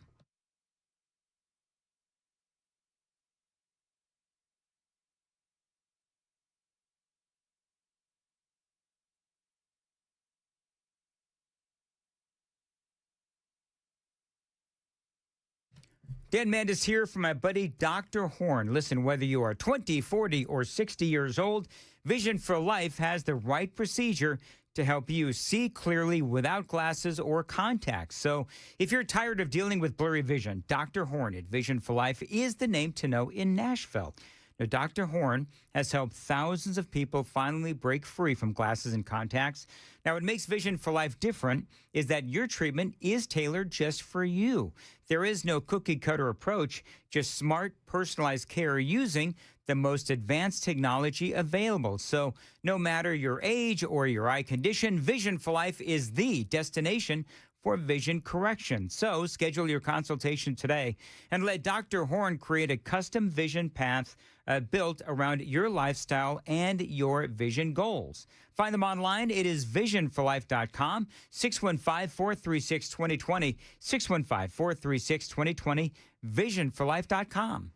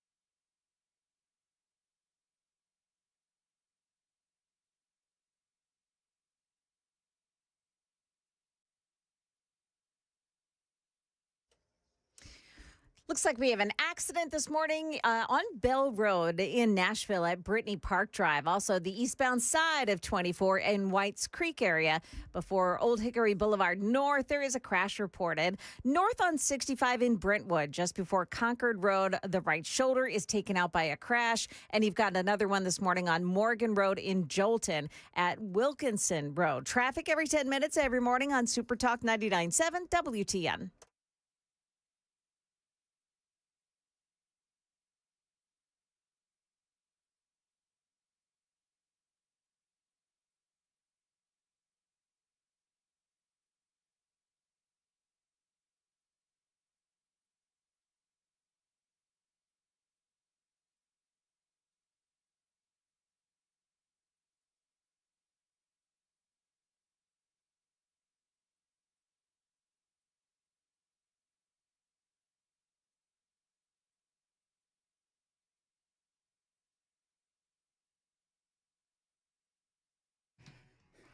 .838 Super Talk 99.7 WTN. Good morning to your friends and welcome on into Nashville's morning news. Chris Hand is off today. Brian Wilson joining us from the Watertown Bureau. Bucolic Watertown. I'm just looking at my window. It's looking pretty bucolic here in Watertown. My horrid Bradford pear trees, all of the blossoms are off. That's the good news, and the trees are green. Mm-hmm. But the bad news is every one of those blossoms ended up in my pool. So, I mean, oh, no. I got about 6 inches of blossom floating on the top of the pool. So, first world problems and all that, but still. That's my job this afternoon. You know, Brian, every time I hear you say bucolic Watertown, I think there's probably some penicillin that can take care of that. But. Bucolic is a lovely word, but I mean, it sounds like some kind of stomach virus. It does. Got me a bad case of the bucolic. Bucolic means sort of beautiful and green and lush. So did you have a rough night last night? I don't know if you heard us invoke your name during the storm coverage, but we were going to draw straws as to which one of us was going to call the Watertown Bureau as the storms were headed your way at about midnight. Well, no, I slept. I heard them. I went to bed early because, I knew I'd have to get up and get my research done in order to fill in for Chris today. Mm-hmm. And I heard the storm come through, but no, I got up and looked and said, well, severe thunderstorm. Unless that buzzer goes off, I'm not going to the storm shelter. Mm-hmm. So, but as far as I know, everything's fine here. Do you know what so thank you for filling in on my vacation, by the way, Brian. Oh, yeah, absolutely. And how was your vacation? Do you know, it was the best of times. It was the worst of times, Brian. So the best. Well, let's talk about the good, and then I want to hear about the bad. Okay, so the good was that I have a message for you and the listeners of WTN. A message from Dolly. Okay. You ready to hear the message from Dolly? Absolutely. Here you go. Hello. That's Dolly. That's a parrot. That was it, huh? Yeah, that's actually Dolly Parton. No, it's a parrot. Oh. Actually, a parrot named Dolly. We went to Parrot Mountain. Listen, it's my first day back from vacation. I'm a little rusty. Yeah. Okay. So, but you did have a Dolly sighting, right? I did have a Dolly sighting. Yeah. I did. She was in the parade. We went to Dollywood the first day that it was open for the season, and so Dolly was in the Dollywood parade, and it was the actual Dolly. And and I took a picture of myself with Dolly, kind of, sort of. She was in the background. I was in the foreground, and it was a great sight to see. And she looks fine. People were asking me how she looked. And she looks great. She looks like Dolly Parton. Yep. Well, I'm telling you, she is a national treasure. We just love Dolly Parton. I mean, honestly, I saw a story the other day said, if the aliens come, who should we appoint as our negotiator or our point of contact? Mm-hmm. Dolly Parton, I think. And if they can't read, she'll teach them. Yeah, that's right. She'll bring some Dolly books. That's right. I think Dolly represents the best of what we are. She absolutely does, in more ways than one. So, the interesting thing, though, is that we had explained to Riker that he's got a bunch, because he doesn't really know who Dolly Parton is. I mean, he's heard of her, but, we had explained that he has a whole bunch of Dolly books that have taught him to read over the years. And because Dolly has that, I forget what it is. She has a big literacy thing. Yeah, that's big right, literacy thing. So we have a bunch of Dolly books in his room, which are by now covered in dust and Legos. But I mean, there was a time when he read those, and so you're right. Dolly Parton not only is a Tennessee treasure, but a national institution as well. Yeah, and she's got that big hotel it's about to open. For Dolly, she's, in her 80s now? Yep. She's just going strong. She got more projects now than perhaps she ever has.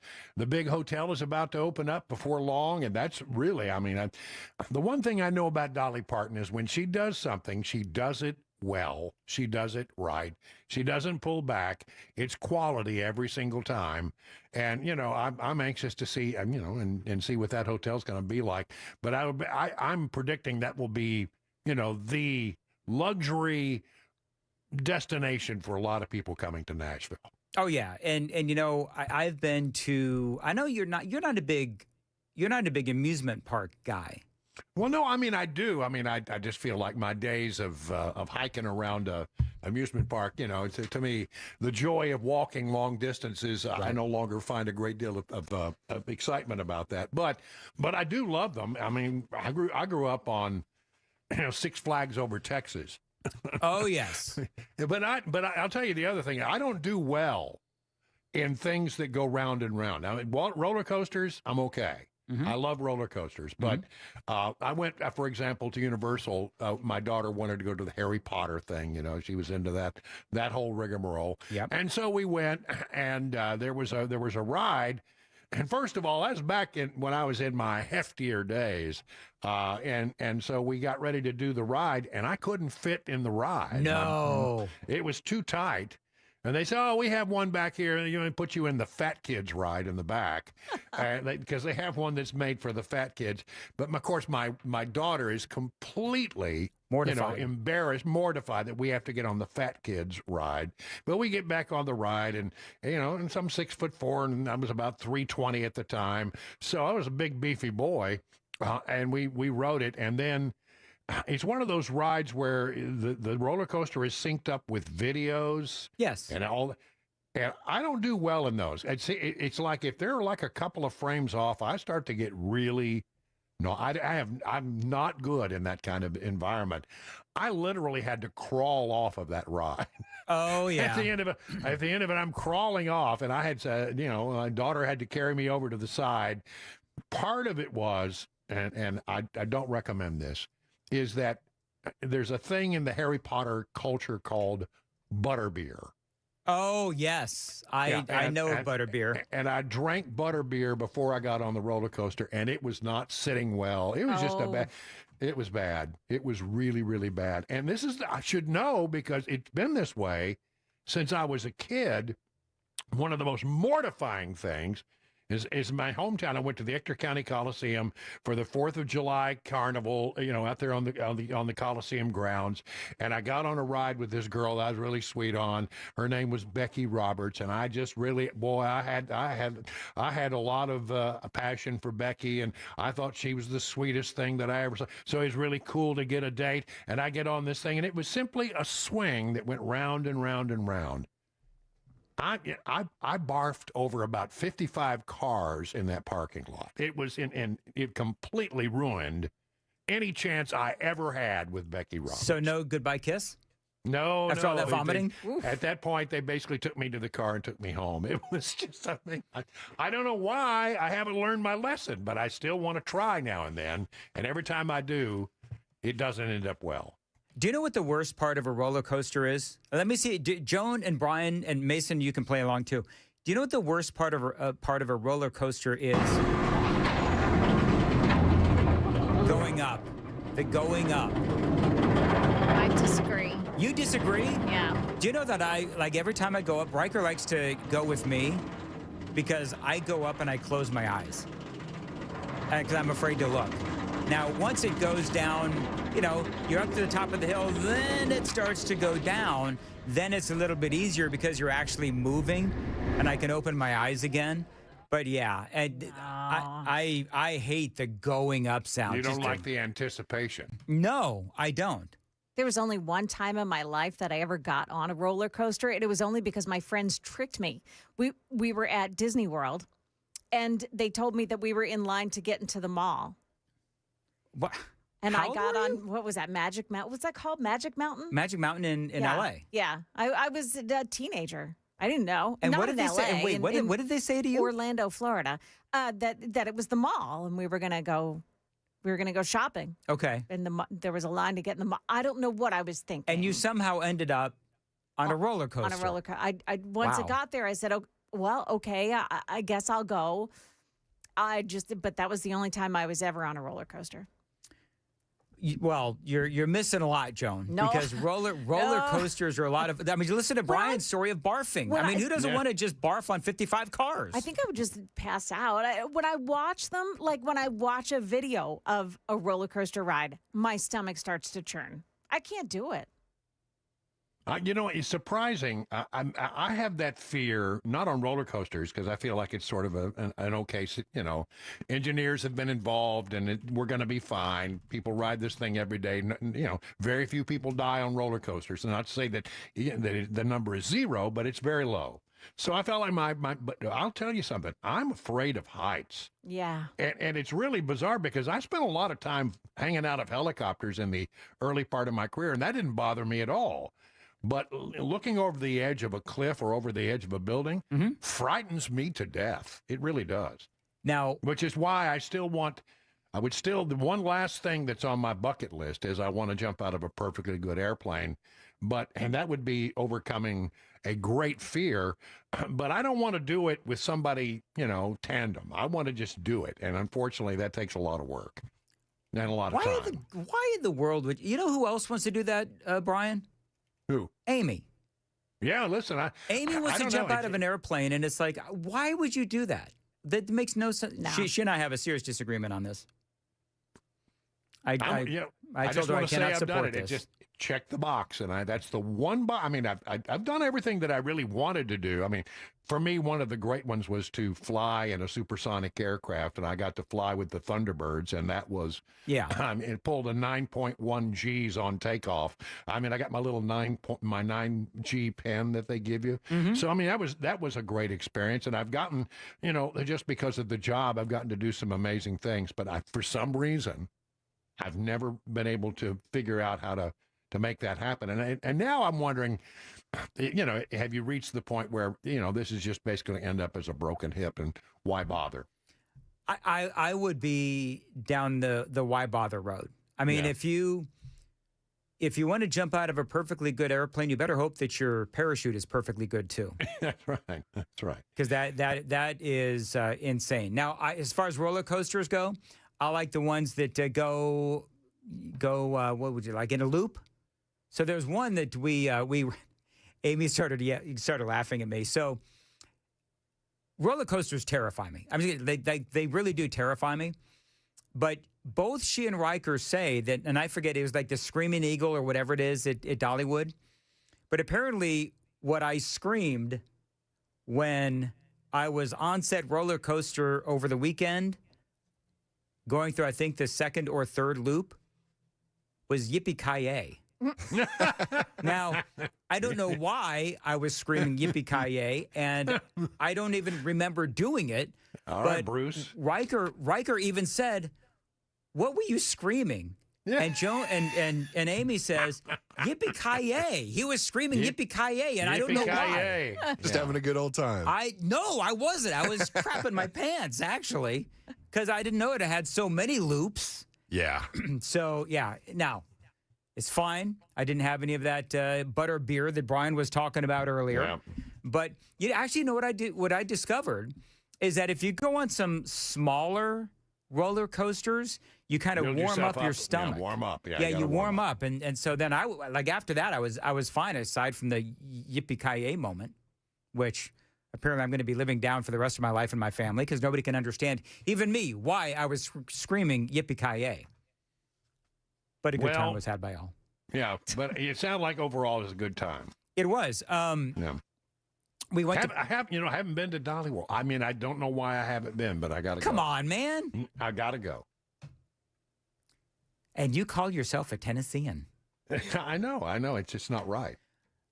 Josh says, by the way, wooden roller coasters are the worst, basically paying for concussion. That is true, actually. Yeah, they're a little, yeah, you're right. The newer ones are all made out of metal, but the old wooden ones make a lot of racket. I remember the first time I ever rode on a roller coaster, Elitch's Garden in Denver, and it was an old style wooden roller coaster. Mm-hmm. And those things are just, I mean, they sort of have a lot of what's the word, looseness in them. They move around, and they're not as solid as the new metal ones. And it's quite the ride to be on an old wooden roller coaster. That's the true roller coaster experience, I think. By the way, 7788 gets the comment of the day. Amy's married to Dan Madison, wants to jump out of a plane. Go figure. Whatever. So this, by the way, that is a parrot from Parrot Mountain. And if you go check out the video that Amy put together, it's on my Facebook page. You walk into this enclosure with a bunch of birds, and they give you this little syrup.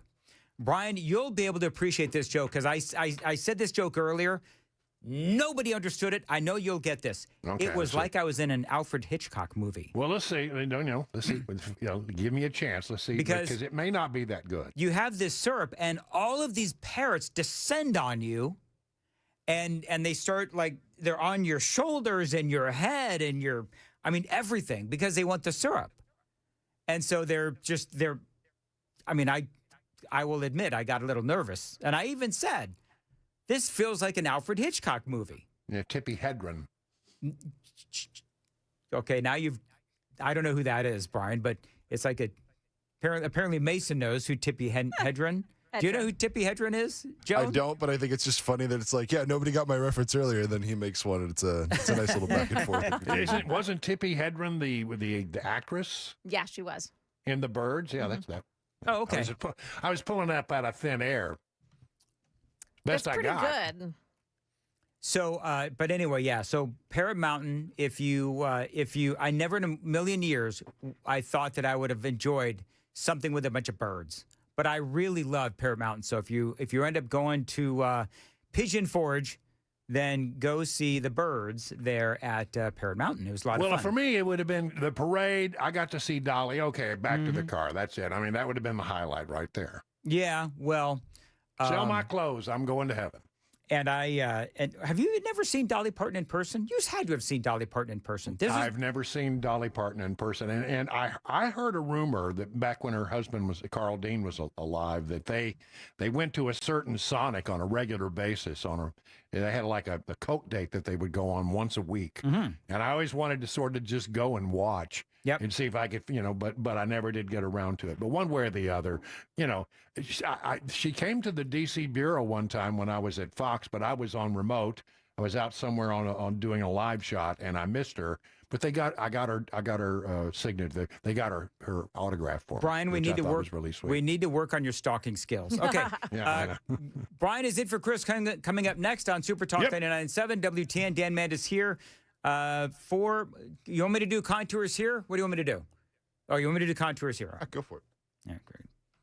Contours. I love contours for many different reasons. But listen, it is cold today, but the warmer weather is going to come back. You've got to get that beach bod back.